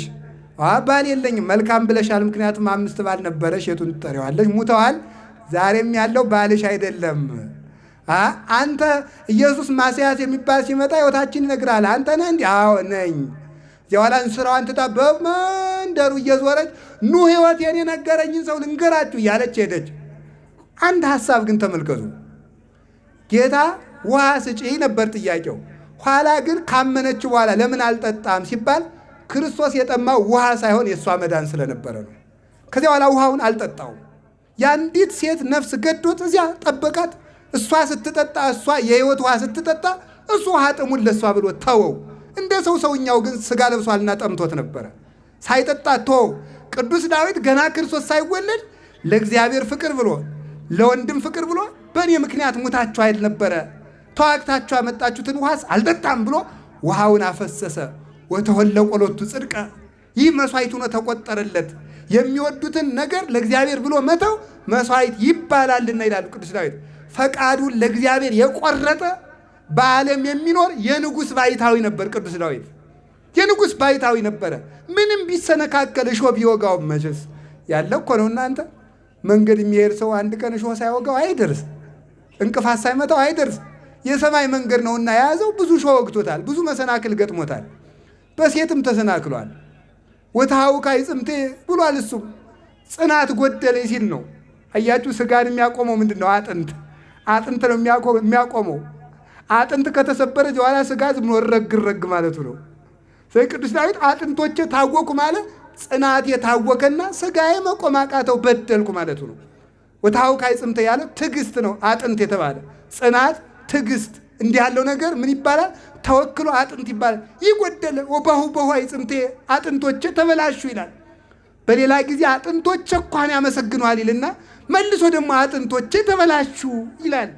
ፈጣሪውን እንዲህ አድርጎ ያሰበ የንባና የተስፋ ሰው ነበርና እንዲህ አድርጎ ፈቃዱን የተወ እግዚአብሔር ለእግዚአብሔር ብሎ እንዲህ ሁሉ እርግፍ አድርጎ የተወ ዙፋኑን ትቶ ለእግዚአብሔር ብሎ ምድር የሚተኛ አጣፍጦ መብላት እየተቻለው እንባውን የሚጠጣ ከዙፋን መተኛ ሲል ካመድ ላይ የሚተኛ መሳደብ አይደለም መግደል ሲቻለው ሰዳቢዎችን አመስግኖ የሚሄድ ሊገለው ጦር ይዞ የሚፈልገውን ጠላቱን ሂድ ወደ ቤት ብሎ አመስግኖ የሚሸኝ እንደ ዳዊት ያለ ስለሌለ እግዚአብሔርም የዳዊት አምላክ ሲጠራ የዳዊት ልጅ ሆይ የዳዊት አምላክ ሆይ አምላከ ዳዊት አምላከ ዳዊት አምላከ ዳዊት ሲሉት ይቆማል። እንዲያውም አባቶቻችን በትውፊት እንደሚነግሩን ዛሬ በገነት በር ላይ ቆሞ እስካያንቀለቅሉ መሰረታተ ምድር ይላል። የገነት መሰረት ንውጽውጽታ እስኪሰማው ድረስ በገናን እየደረደረ የቅዱሳን የምስጋና አበጋዛቸው ዳዊት ነው ይላል። ዛሬም ገነት ውስጥ ማለት ነው። ዛሬም ገነት ውስጥ የምስጋና አበጋዝ ሆኖ ቅዱሳንን ያመሰግናሉ። ሰው ሲሞት ይመጣል ቅዱስ ዳዊት። ጻድቅ ሰው ሲሞት በገናውን ይዝና አብሮ ከክርስቶስ ጋር ክርስቶስ መልካም የሰራችን ነፍስ ዋጋ ሊሰጥ ሲመጣ እሱ ደግሞ በገናውን እየደረደረ ክቡር ሞቱ በቅድመ እግዚአብሔር ይላል። ክቡር ሞቱ ለጻድቅ በቅድመ እግዚአብሔር እያለ ይመጣል። የሰማዕታትን አጽማቸውን ከረገፈበት አንጥተን ደግሞ አንስተን እያመሰገን በጳጳሳት በሊቃውንት በቅዱሳን ቡራኬ ወደ መቅደስ ስናስገባ ደግሞ ወይት ቀጠቀጠ አሐዱ ውስቴቶሙ እያለ ይመጣል። ደግሞ አጥንታቸውም አይሰበርም ተለቅሞ አይቀርም። የነ ቅዱስ ጊዮርጊስ የነ አቡነ ተክለ ሃይማኖት የነ አቡነ ገብረ መንፈስ ቅዱስ አጽማቸው ረግፎ አይቀርም። ለምን? በክርስቶስ ደም የተቀደሰ አጽም ክቡር ነውና። እንደ ኧረ ጎበዝ ተው እንጂ እንኳን የክርስቲያን አጽምን ይቅር አጽም የተቀበረበት መቃብር ይቀርና የአህያ መቃብር እንኳን እግዚአብሔር ካዘዘው ኃይል ያደርጋል። የአህያ አጥንት አላያችሁትም? ሶምሶን የአህያ መንጋጋ አዝቶ 1000 ሰው ሲያረግፍ ማለት ነው። የአህያ እግዚአብሔር ካደረበት እንኳን የተከበረ የቅዱሳን መቃብር ይቅርና የአህያ አጥንት እንኳን ታምር አድርጓል። እንኳን የአብርሃም አጽም እንኳን የዳዊት አጽም እንኳን የተክለ ሃይማኖት አጽም እንኳን የገብረ መንፈስ ቅዱስ አጽም እንዲህ እያለ እየዘመረ ይመጣል ማለት ነው። ኃጢአተኛ ሲሞት ደግሞ ሞቱ ሰላት ጸዋግ እያለ ይመጣል። የኃጢአተኛ ሰው ሞቱ አስከፊ ነው እያለ ይመጣል። ክርስትና ስንነሳ ዳዊት ተደግሞልን ወመንፈስ አዚዝ አጽንዓኒ እየተባለ ማለት ነው። ወመንፈሰከ ቅዱስ ይታውፅእ እምላዕሌ እየተባለ ማለት ነው። ስንፈታ ዳዊት እየተደገመልን ክህነት ብንሾም ዲቁና ቅስና ብንሾም አባቶቻችን ሊቃነ ጳጳሳት ሲሾሙን እፍ ብለው ንሳ መንፈሰ ቅዱስ እያሉ መንፈስ ቅዱስ አፉየ ከሰትኩ ወነፍሴ አናይኩ እስመ ትእዛዘከ አፍቀርኩ ብለው አቤቱ አንደበቴን ከፈትኩ፣ ተመልከቱ፣ ልቡናዬንም አሰፋው፣ አንደበቴንም ገለጥኩ፣ ትእዛዝህንም ጠበቅኩ በል እንግዲህ አንደበትን ለማስተማር ክፈት፣ ልቡናህ ትዕግስት ይኑረው ብለው ሲያዘዙን ነው። እንዲህ አድርገው ዳዊት አስደግመው ቅስና ይሰጡናል። ዳዊት ደግመው ይፈቱናል ጸልየው። ዳዊት ደግመው ክርስትና ያነሱናል። ሁሉ የሚፈጸምበት መዝሙረ ዳዊት ነው። ቅዱስ ዳዊትን መዝሙር ዘምረን መከራን እንድንሻገር አምላከ ዳዊት ይርዳን። የቅዱስ ዳዊት አምላክ እባክህን ጌታ ሆይ ጥለፈን አትለፈን ብለነው የዳዊት አምላክ ጥሎን እንዳይሄድ ቅዱስ ፈቃዱ ይሁንልን። እንዲህ ከሆነ ጌታችን ኢየሱስ ክርስቶስ ለምን የዳዊት ልጅ ይባላል ሲባል ክርስቶስ የዳዊት ልጅ የሚባልበት ምክንያት በዳዊት ዘር ስለተወለደና አንድ ሁለተኛ በዳዊት ትንቢት የተወለደ ነው። ዳዊት ማለት ሰላም ማለት ነው። ክርስቶስ ሰላም ነው። ክርስቶስ ሰላም ነው። ዳዊት የእስራኤል ንጉሥ ነው። ክርስቶስ የቤተ ክርስቲያን ንጉሥ ነው። እስራኤል ማለት የእግዚአብሔር ሕዝብ ነው። ዳዊት በሥጋ የእስራኤል ንጉሥ ነው። ክርስቶስ በጌትነቱ የቤተ ክርስቲያን ሁሉ ንጉሥ ነው።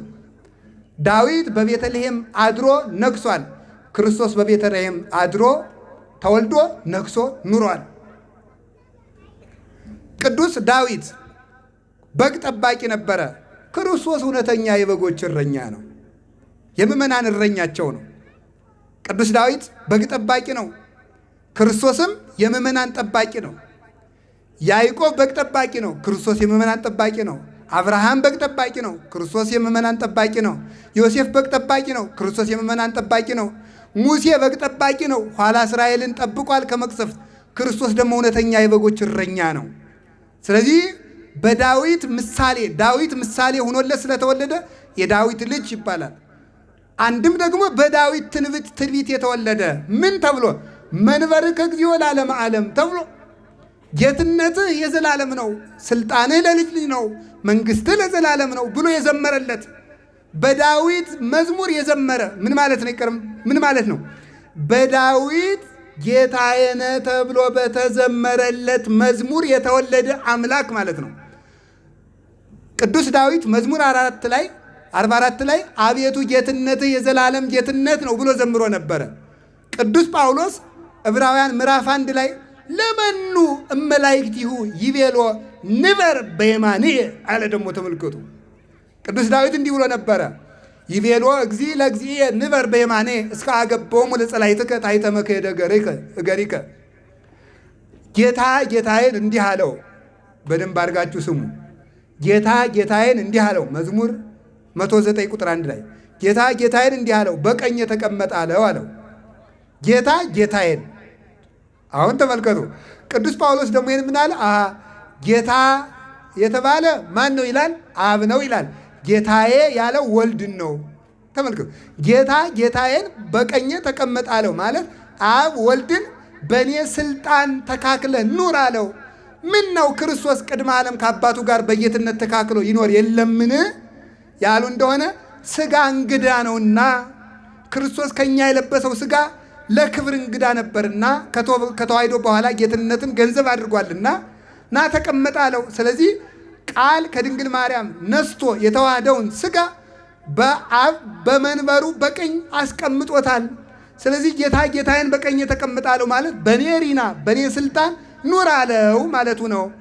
ክርስቶስ አምላክ ባይሆን ኑሮ እንዴት በአብ ቀኝ መቀመጥ ቻለ ይላል ዕብራውያን ምዕራፍ 1 ላይ የቅዱስ ዳዊትን መዝሙር ጠቅሶ ራሱ ጌታ ማቴዎስ ምዕራፍ 12 ላይ ፈሪሳውያን እንዲህ ብሎ ጠይቃቸው፣ ክርስቶስ መወልደ መኑ ውእቱ? ስሙ ክርስቶስ የማን ልጅ ነው? እስኪ በሉላችሁ በሉ ይሄንን ቃል በሉ እንጂ ድገሙ። ክርስቶስ የማን ልጅ ነው? መለሱ የዳዊት ልጅ አሉት። እስራኤላውያን ጸሐፍት ፈሪሳውያን እንዲህ አሉት። ማቴዎስ 12 ላይ ጌታ ምን ብሎ ጠየቀ? ረስቸው እስኪ ንገሩኝ። አቤት አይሁድ ደግሞ ምን አሉት? የዳዊት። እሱ ደግሞ ምን እንዳለው ታምጣላችሁ? ልጁ ከሆነ እንዴት ጌታ ያለው አላቸው። መልስ የለም። ዝም ጨጭ አሰኛቸው ቤታቸውን። ልጁ ከሆነ እንዴት ጌታዬ ነው አለው አለው። አሁን ልብ ብላችሁ ስሙ። ልጁ ከሆነ እንዴት ጌታ ያለው ምን ማለቱ ይመስላችኋል? አይ እነሱ የዳዊት ልጅ ነው የሚለው ከዳዊት ዘር የተወለድክ ፍጡር ነህ እያሉት ነው። እሱ ደግሞ የለም ፍጡር ከሆንኩማ ጌታ አይለኝም ነበረ። ስለዚህ በስጋ ከሱ ብወለድም የዳዊት ፈጣሪ ነኝ ማለቱ ነው። የዳዊት ፈጣሪ ነው። እንደናንተ የዳዊት ዘርማ እናንተስ የዳዊት ዘር ነን ትሉ የለ እናንተስ የአብርሃም ዘር ነን ትሉና ሰውን ለማዳን ስጋ ለብሼ ብመጣም እኔ የዳዊት ፈጣሪ ነኝ። ፈጣሪው ባልሆን ኑሮ ዳዊት ጌታ አይለኝም ነበር። አሁን ክርስትናን የሚቃወሙ አንዳንድ ወንድሞቻችን ምን ይላሉ? መጽሐፍ ቅዱስ ላይ ኢየሱስ ክርስቶስ እኔ አምላክ ነኝ ብሎ የተናገረበት አንድ ጥቅስ ካሳያችሁኝ እኔ ዛሬ ክርስቲያን ሆናለሁ ይላል። ይኸው ዛሬ ያሳይተናችኋል። ምን ይላል? ምንድን ያለው? እኔ የዳዊት ጌታው ነኝ አለ። የዳዊት ጌታ ነኝ፣ ጌታዬ ብሎኛል። እዛ ሄደና ምን አለው? ራዕየ ዮሐንስ ላይ ለዮሐንስ መጥምቅ ሲነግረው ምን አለ? እኔ የዳዊት ስርና ዘር ነኝ አለ። እስኪ በሉ እኔ የዳዊት ስርና ዘር ነኝ በሉ። የዳዊት ስርና ምንድን ነኝ አለ? ዘር ነኝ። ስር ነኝ ሲል ፈጣሪው ነኝ ማለቱ ነው። ዘር ነኝ ሲል ከሱ ተወልጃለሁ፣ ከሱ ከተወለደች ከመቤታችን ተወልጃለሁ። እመቤታችን ያልኳት እኔ ነኝ።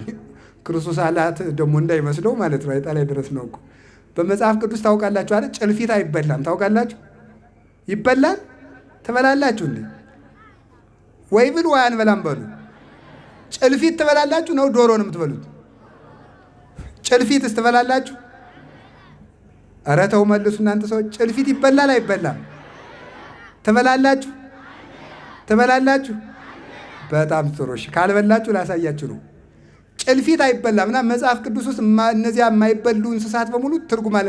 ጭልፊት የሚባለው ወሬ ነጣቂ ሰው ነው። አይበላም ማለት አይጸድቅም ማለት ነው። ታዲያ እናንተ ወሬ አትሞጨልፉም?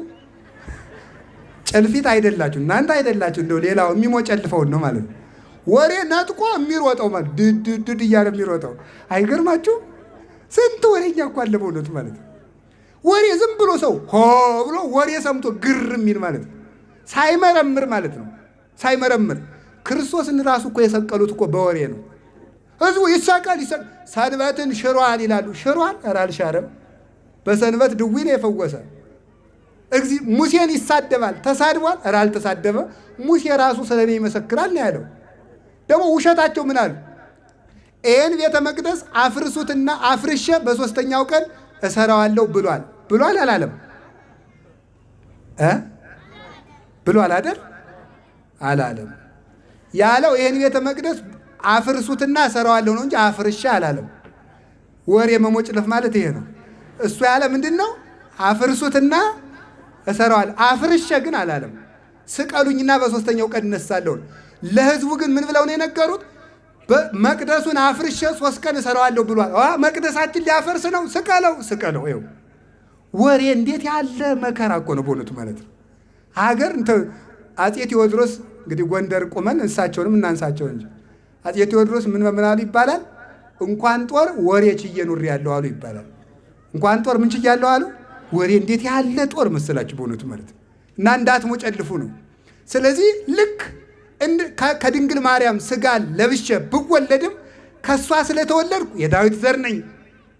ዳዊትን ደግሞ የፈጠርኩ ፈጣሪ ነኝ። እንኳን ዳዊት አብርሃም ሳይወለድ ነበርኩኝ አለች። አብርሃም አባታችሁ የኔን ቀን ሊያይ ተመኘ።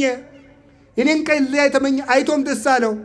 ኦሆ 30 ዓመት አልብከ አብርሃም ሀሪከ ደግሞ ብለህ 30 ዓመት ያልሞላ ሰውዬ ደግሞ አብርሃምን አየሁት በል። አምቅድመ ይትወለድ አብርሃም ሀሎ ከሆነ ይለይላችሁ ነው። አብርሃም ሳይወለድ እኔ አለው አላቸው። ምን ይደረጋል?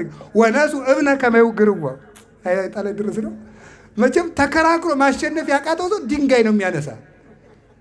ክርስቶስን ተከራክሮ መርታት ሲያቃታቸው ድንጋይ ያነሱ።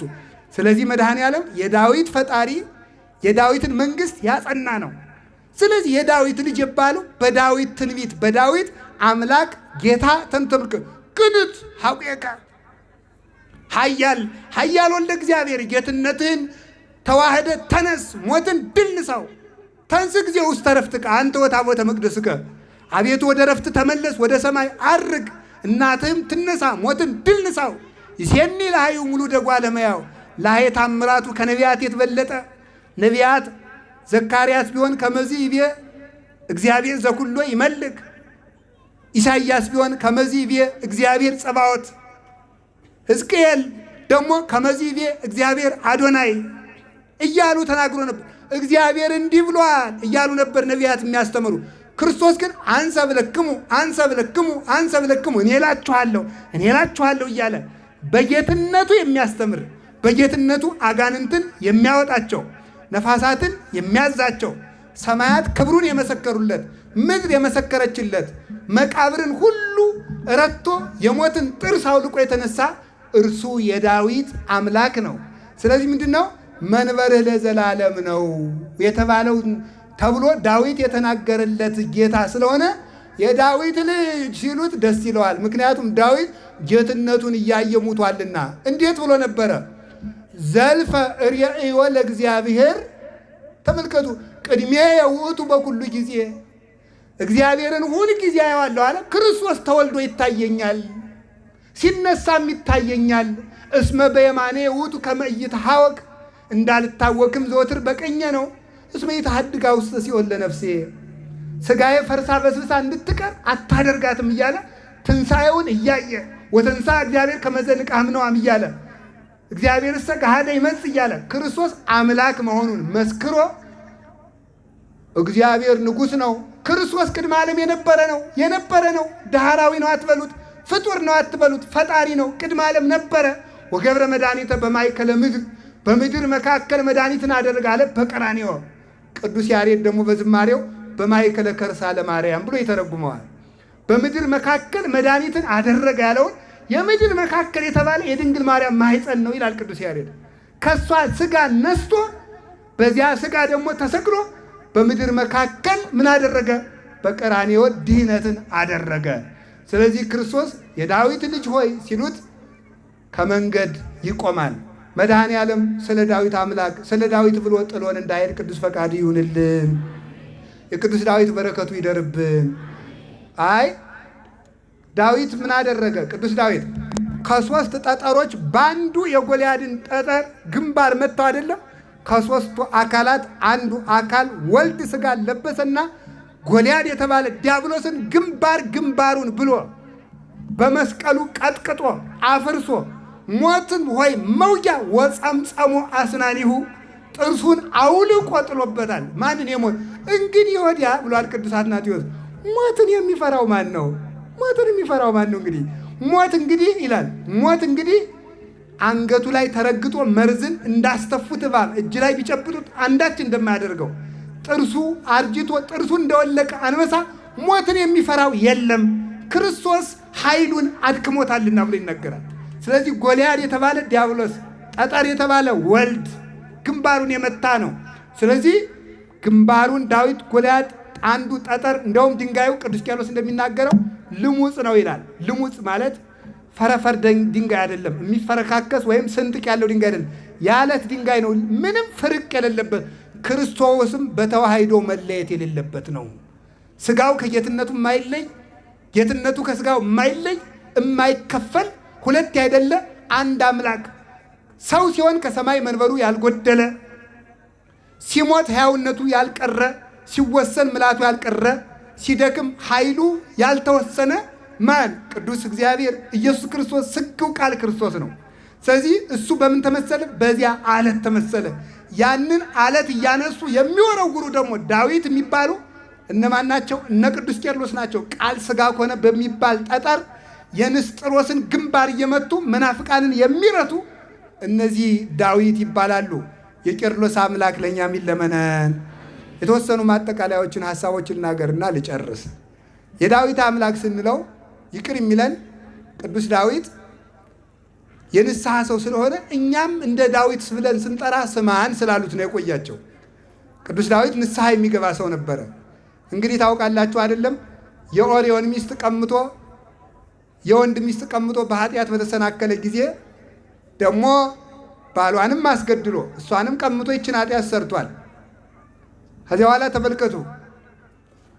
ሰለስተ ግብራተ ድህረ ፈጸመ ዘመሃርክምዎ ለዳዊት ቅድመ መሃሩኒ ሥላሴ ዳግመ ይላል አባ ጊዮርጊስ በጸሎት ሲናገር።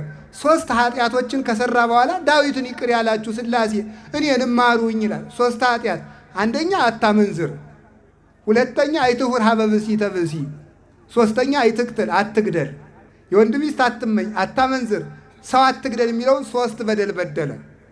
ቅዱስ ዳዊት ደግ አደል ቁጭ ካለበት ነቢዩ ናታን መጣ። ንጉሥ አቤት፣ 100 በጎች አሉት፣ አንድ ባለጸጋ ነበር መልካም፣ አንድ በግ ያለችው ደግሞ አንድ ድሃ ነበረ። ከበላው አብልቶ ከጠጣው አጠጥቶ ያኖራታል። እሺ 100 በጎች አሉት ሰውዬ እንግዳ ቢመጣበት የዳውን አንድ በግ ወስዶ በላበት። ይህ በአንተ ግዛት ተደረገ። ሕያው አምላክ እስራኤል፣ ሕያው እግዚአብሔር ምስክሬ ነው። ይህ ሰውዬ ጉድጓድ ተቀፍሮ ከመሬት በታች ተቀብሮ አይላፈ እስራኤል ከብት ይንዱበት አለ ቅዱስ ዳዊት። ቅን ስለሆነ መልካም። እንግዲህ 100 በግ ያለ አንተ፣ ብዙ ሚስት ያለ አንተ ነህ። አንድም በግ ያለችው የተባለ አንድ ሚስት ያለችው ኦርዮ ነው። እንግዳ የተባለ ፈቃደ ሥጋ ነው። በዚያውም መወቁት ፈቃደ ሥጋ እንግዳ መቼም ደርሶ መሄዱ አይቀርም። ፈቃደ ሥጋን መታገሱት መቼም አንድ ቀን አድሮ ለሚሄድ እንግዳ አመል ማስቆጠር ጥሩ አይደለም። ችሎ ማለፍ ነው አይደለም? ፈቃደ ሥጋም አብሮና አይኖርም። ጥቂት ቀን ብንታገሰው ያልፋል። እንግዳ ነው። እንግዳ ሲመጣ አንድ በግ አረደ ማለት የሰው ሚስት ቀማለው። ያንን በሰው የፈረደውን ፍርዱን ተቀብሎ እያለቀሰ ኃጢአቴ ተመልከቱ ከፀጉሬ ይልቅ በዛ እያለ እያለቀሰ በንባው ሰርዶ እስከሚያበቅል ድረስ አልቅሷል። በእንባው ሰርዶ አብቅሎ ሰርዶ ተብትቦ እስከሚይዘው ድረስ ያንን በመቀስ ብጥስ አድርገው ኋላ ነው ኃያላኑ ያወጡት ማለት ነው። እና ቅዱስ ባስልዮስ ዘቂሳርያ ሲናገር ንስሐ መግባት ከዳዊት፣ ንስሐ መስጠት ከናታን፣ ምሕረት መስጠት ከእግዚአብሔር ይላል። ንስሐ መግባት እንደ ዳዊት፣ ንስሐ መስጠት እንደ ናታን፣ ምሕረት መስጠት እግዚአብሔር። ስለዚህ ያለ ካህናት ስርየት አይሰጥም፣ ንስሐም አይገኝም። ስለዚህ ዳዊትን መስለው ይቅር በለን ለሚሉት በንስሐ ለሚማጸኑት ክርስቶስ ይቆያቸዋል። ጌታችን ኢየሱስ ክርስቶስ ብንጠራው አልመልስልን ያለ ሲመስለን ሁላችንም ንስሐ ገብተን ብንጠራው ይሰማናል። የዳዊት ልጅ ሆይ ማረን። እነዚህ ሁለቱ ዕውራን የተባሉት አንዱ አይሁድ ናቸው፣ አንዱ አሕዛብ ናቸው። የክርስቶስን ብርሃን ያላዩ ሁለቱ ዕውራን የተባሉ እነዚህ ናቸው። አሕዛብም ክርስቶስን እንዴ አምላክ ተወለደ ይባላል እንዴ አምላክ ይራባል እንዴ አምላክ ይጠማል ብለው ሳያምኑት የቀሩ የክርስቶስን ብርሃን ያላዩ። አይሁድም ታምራታቸውን እየተከተሉ ለምንድን ያላቸው? ለግሪክ ሰዎች ይላል ለሰባጽር ይመስሎሙ ምንድን ያለው? ዘነአብድ ወለአይሁድ ይመስሎሙ ዘንጌጊ። ለአይሁድ የምንበድል ይመስላቸዋል ክርስቶስ ተወለደ ስንል፣ ለአሕዛብ ለግሪካውያን ደግሞ አበዱ እንዴ እነዚህ ሰዎች ደግሞ አምላክ ይወለዳል ይመስላቸዋል። ንሕነሰ ንሰብክ ክርስቶስ ኀዘ ተሰቅለ፣ እኛ ግን በእውነት ክርስቶስ ተሰቅሏል፣ ሙቷል፣ ተነስቷል ብለን እንሰብካለን። ስቅለቱም እውነት፣ ሞቱም እውነት፣ ትንሣኤውም እውነት ነውና ንጉሥ ከግዛቱ ባለች በአንዲት ድሃ ቤት ሲያድር ንጉሡ ተሻረ እንደማይባለው ክርስቶስ በዚህ ዓለም ስለተወለደ ጌትነቱ አይቀርበትም፣ ስለዚህ አያናፍርበትም በሞቱ ብሎ ቅዱስ ጳውሎስ ይናገራል። ስለዚህ ጌታችን ሁለቱ ዕውራን የተባሉት ክርስቶስን በምግብ በታምራት በሹመት በቅናት ተይዘው ሳያምኑ የቀሩ አይሁድና አምላክ አይወለድም ብለው ክርስቶስን ያልተከተሉት ናቸው። እነዚህን ምን ይላቸዋል? ቆየኝ፣ ማረኝ፣ ይቅር በለኝ ሲሉ እነዚህንም እንኳን ሳይቀር ክርስቶስ እንኳን ከቤት ያሉትን ይቅርና ከውጭ ያሉትን አይሁዳውያን ሆነ አረማውያን ቆይተው ቢመጡም ክርስቶስ ይሰማቸዋል። ምን አለ? ሃለውኒ አይደለን ሃለዋኒ አባግ ዘይኮና እምዝንቱ አጸድ ሃለወኒ አምጽኦን ዝዬ ወይ ከጉና አሃደ መሬተ ለአሃዱ ኖላዊ። ከዚህ በረት ውጭ የሆኑ ሌሎች በጎችም አሉኝ፣ እነሱንም አመጣቸዋለሁ፣ ለአንድ እረኛ ለእኔ አንድ መንጋ ይሆናሉ አለ። ብትመለሱ እንኳን ከቤት እያላችሁ ንስሐ ገብታችሁ ክዳችሁ ብትመለሱም አበራላችኋለሁ ብሎ ይነገራል። ዓይንን የሚያበራው የዳዊት ልጅ ሆይ ማረኝ፣ ክርስቶስ ማረኝ ሲሉት ይሰማል፣ ምሕረት ስጠኝ ሲሉት ይሰማል። እንዲያውም ምን ይላሉ? የሚገርመው ይህንን የተረጎሙ ሊቃውንት ሲናገሩ ዓይኑ የታወረ ሰው በሰማይ ላይ የሚኖሩ ፀሐይን፣ ጨረቃን፣ ከዋክብትን ማየት እንደማይችሉት ሁሉ የክርስቶስ ብርሃን ያልጎበኘ ሰውና ሕሊናው የታወረ ሰው ሰማይ የተባለች ቤተ ክርስቲያንን፣ ፀሐይ የተባለ ክርስቶስን፣ ጨረቃ የተባለች እመቤታችንን፣ ከዋክብት የተባሉ ቅዱሳንን ክብራቸውን ማየት አይችሉም።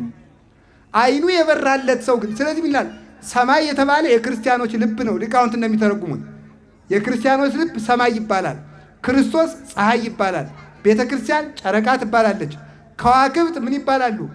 ሰማይታትና ቅዱሳን ነው። እንደ ቅዱስ ጊዮርጊስ ያሉት እነዚህ ናቸው። በአንድ ሰማይ ላይ ፀሐይም ጨረቃም ከዋክብት ይኖራሉ፣ ክብራቸው ግን የተለያየ ነው። በአንዲት ቤተ ክርስቲያን ክርስቶስም ይመሰገናል፣ እመቤታችንም ትመሰገናለች፣ ቅዱሳንም ይመሰገናሉ፣ ክብራቸው ግን ልዩ ነው። ክርስቶስን አምላክ ብለን እናመሰግነዋለን። ድንግል ማርያምን ወላዲት አምላክ ብለን እናመሰግናለን። ቅዱሳንን የአምላክ ሎሌዎች፣ የአምላክ አበጋዞች፣ የአምላክ ታማኞች ብለን እናመሰግናለን። ገብር ምእመን ብለን እናመሰግናቸዋለን። ካል ክብሩ ለፀሐይ ወካል ክብሩ ለወርህ ወካል ክብሩ ለከዋክብት። የፀሐይ ክብሩ ሌላ ነው፣ የጨረቃ ክብሩ ሌላ ነው፣ የከዋክብት ክብራቸው ሌላ ነው። የእነዚህን ክብር ለይቶ ማየት የማይችል ስጋዊነት ምድራዊነት ያወረው ግን የምንቀላቅል ይመስለዋል። ቅዱሳንን እንደምናመልካቸው እመቤታችንን እንደምናመልካት ከክርስቶስ ጋር እንደምናስተካክላቸው ሊያስብ ይችላል። ይህ ሰው ዓይኑ ታውሯልና የዳዊት ልጅ ሆይ ማረኝ ቢል ይገልጥለታል። ዓይኑ ፀሐይ ክርስቶስን በጌትነቱ እንደ እስጢፋኖስ፣ ድንግል ማርያምን በአምላክናትነቷ፣ ቅዱሳንን በክርስቶስ ሰራዊት አርበኝነታቸው እንዲህ ያሉትን እንድናከብር ራይ ድረስ ነው። በእውነቱ እግዚአብሔር ከዚህ ክደት ይሰውረን። ቅዱስ ጳውሎስ የገላትያን ሰዎች ምን እንዳለ ታውቃላችሁ? እንዲያው እኮ እንዳስተማርኳችሁ ትምህርት እኮ ዓይናችሁን ልትሰጡኝ ይገባ ነበር ነው ያለው። ዓይናችሁን፣ ዓይን የሚሰጥ ለእግዚአብሔር ነው ለፍጡር? ቅዱስ ጳውሎስ ዓይናችሁን ልትሰጡኝ ይገባ ነበር ብሎ ከተናገረ እንዲያው ቅዱስ ጳውሎስ ስሙ ይመስገን። ቅዱስ ጳውሎስ የቤተ ክርስቲያን ብርሃን ነው ስል አሁን ይከፋዋል እግዚአብሔር? እንዲያውም ቅዱስ ጳውሎስ ምንድን አለ? ወይ አኩትወ ለእግዚአብሔር በእንቲአየ፣ በእኔ ምክንያት እግዚአብሔር ይመሰገናል። ቅዱሳን እግዚአብሔር እንዲመሰገን ምክንያቶች ናቸው እንጂ እግዚአብሔርን የሚጋርዱ ጨለማዎች አይደሉም። የእግዚአብሔር ብርሃን የሚገለጥባቸው ናቸው። እነሱ ሙተው የክርስቶስ ሕይወት በእነሱ የሚታይባቸው ናቸው። እነሱ ሰሌዳ ሆነው የእግዚአብሔር ብርሃን በእነሱ የሚታይባቸው ናቸው። እንዲህ ያለ ዕውርነትን የዳዊት ልጅ ሆይ ማረኝ ብለው አሁንም እመቤታችንን ለሚሰድቡ፣ ቤተ ክርስቲያንን ለሚነቅፉ፣ ቅዱሳንን ለሚያቃልሉ የዳዊት ልጅ የዳዊት ፈጣሪ መድኃኔዓለም አይነ ልቡናቸውን ያብራላቸው፣ የእኛንም ልቡና ያብራልን መድኃኔዓለም። የዳዊት ልጅ ሆይ ማረኝ በሉ እንጂ በሉ። ስለዚህ የዳዊት ልጅ ሆይ ማረኝ የሚባል ስንል ምን ማለት ነው? አንደኛ መሐሪነቱን አምነዋል፣ ይቅርታ የሚሰጥ እሱ እንደሆነ፣ የምሕረት ባለቤት እንደሆነ። ሁለተኛ ትሕትና አለበት፣ እምነት አለበት። ይብቃል፣ ሌላ ምራ ግብራለ ልጨርሰው። እምነት አላቸው፣ እንደሚመራቸው እርግጠኛ ሆነዋል። ትሕትና አላቸው፣ ኃጢአተኛ መሆናቸውን አምነዋል፣ ይቅርታ እንደሚገባቸው አምነዋል። መሐሪነቱን በመሐሪነቱ እንደሚድኑ አምነዋል። እንዲሁ ይገርማል።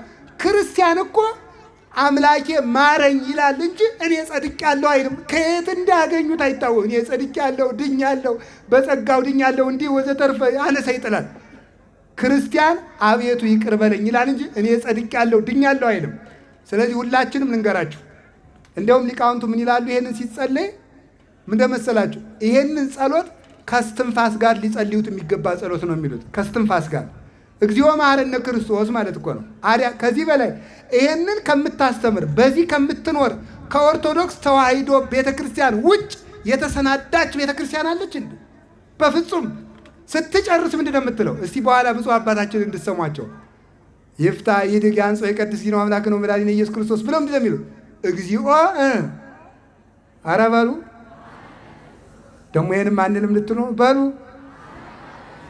እግዚኦ እግዚኦ። አያችሁ፣ ይሄ ነው መጨረሻ የሚደመደመው በዚህ ነው። ትልቅ ጸሎት ነው የተባለው ለዚህ ነው።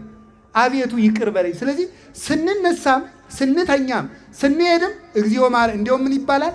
ከስትንፋስ ጋር ሊጸልዩት የሚገባ የሚባለው ምንድን ነው? ወደ ውስጥ ኦክስጅን ስናስገባ እግዚኦ፣ ስንተነፍስ መሐረነ ክርስቶስ ማለት ትችላላችሁ። ወደ ውስጥ እግዚኦ። ከዚህ በኋላ የዚህ ሰው ነፍስ ተኝታ ራሱ ሰውየው ተኝቶ ራሱ እግዚኦ መሐረነ ክርስቶስን አታቋርጥም ይላል። እዚህ በኋላ ስጋውን መግዛት ይችላል። ነፍስና ስጋውን አስታርቆ የክርስቶስ ማደሪያ መሆን የሚችለው አሁን ኃጢአት እምቢ ሲለን፣ ዝሙት ሊሆን ይችላል፣ ሱስ ሊሆን ይችላል፣ ጭንቀት ሊሆን ይችላል። አንድ ጊዜ አይነ ልቡናችንን ወደ ቀራንዮ ልከን እግዚኦ መሐረነ ክርስቶስ እግዚኦ መሐረነ ክርስቶስ ግዙ አልሰማችሁ ካለ ፈጣሪ ኢየሱስ ክርስቶስ ወይ ማረኝ፣ ፈጣሪ ኢየሱስ ክርስቶስ ወይ ማረኝ ካልን ነፍሳችን ትሰበሰባለች ማለት ነው።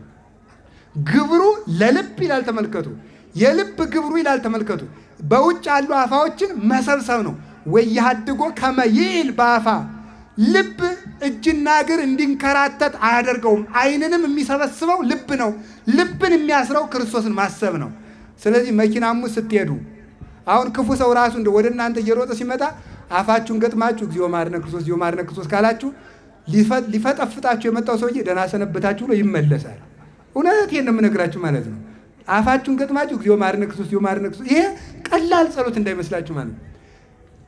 ናፍቃችሁት የሰነበታችሁትን ዘመድ ራሱ ገና ከሩቅ ሲታዩ ሩጣችሁ ለመሳም አትቸኩሉ። ስትሄዱ ወደ እሱ እግዚኦ መሐረነ ክርስቶስ እያላችሁ ነው መሄድ በልብ ማለት ነው። ወደ የትም ቦታ ስትሄዱ እግዚኦ መሐረነ ክርስቶስ። ስትሳፈሩ፣ መኪናም ስትሆኑ፣ ስትተኙ ራሱ አሁን እንቅልፍ ራሱን ቢቢላችሁ አልጋችሁ ላይ ገደም ብላችሁ ጭንቀቱ ሁሉ ሰው እንቅልፍ፣ አንዳንዱ ሰው ድህነቱ፣ አንዳንዱ ሰው ሆዱ፣ አንዳንዱ ሰው ቅናቱ፣ አንዳንዱ ሰው ምቀኝነቱ፣ አንዳንዱ ሰው ፍርሃቱ እንቅልፍ አላስወሰደው ብሎ ዛሬ። ስለዚህ እንቅልፍ አልወስዳችሁ ካለ ገደም ብላችሁ እግዚኦ መሐረነ ክርስቶስ እግዚኦ መሐረነ ክርስቶስ እግዚኦ መሐረነ ክርስቶስ ካላችሁ እንቅልፍ ይሰጣችኋል። ምንድን ነው ያለው? ተመልከቱ። ተመልከቱ። እሰክ ወነጉም እኔ ተመልከታሉ በአንተ ታምኜ እተኛለሁ አይደለ? ወበምስካቤን ይዘከረከ አቤቱ ፈጣሪ ተኝቼም አስብሃለሁ ይላል። ስለዚህ የትም ቦታ ውዳሴ ከንቱ የለበት። እንደው ስብሰባው ርዘም ሲል ሁሉ እግዚኦ መሐረነ ክርስቶስ በሉ። አፋችሁን ገጥማችሁ እግዚኦ መሐረነ ክርስቶስ፣ እግዚኦ መሐረነ ክርስቶስ ብትሉ ሰዎቹ በሉ እንግዲህ ዛሬ ስለመሸ ብለው ያሳጥሩታል። እኔም ስለመሸ ላሳጥረው። ወስብሐት ለእግዚአብሔር።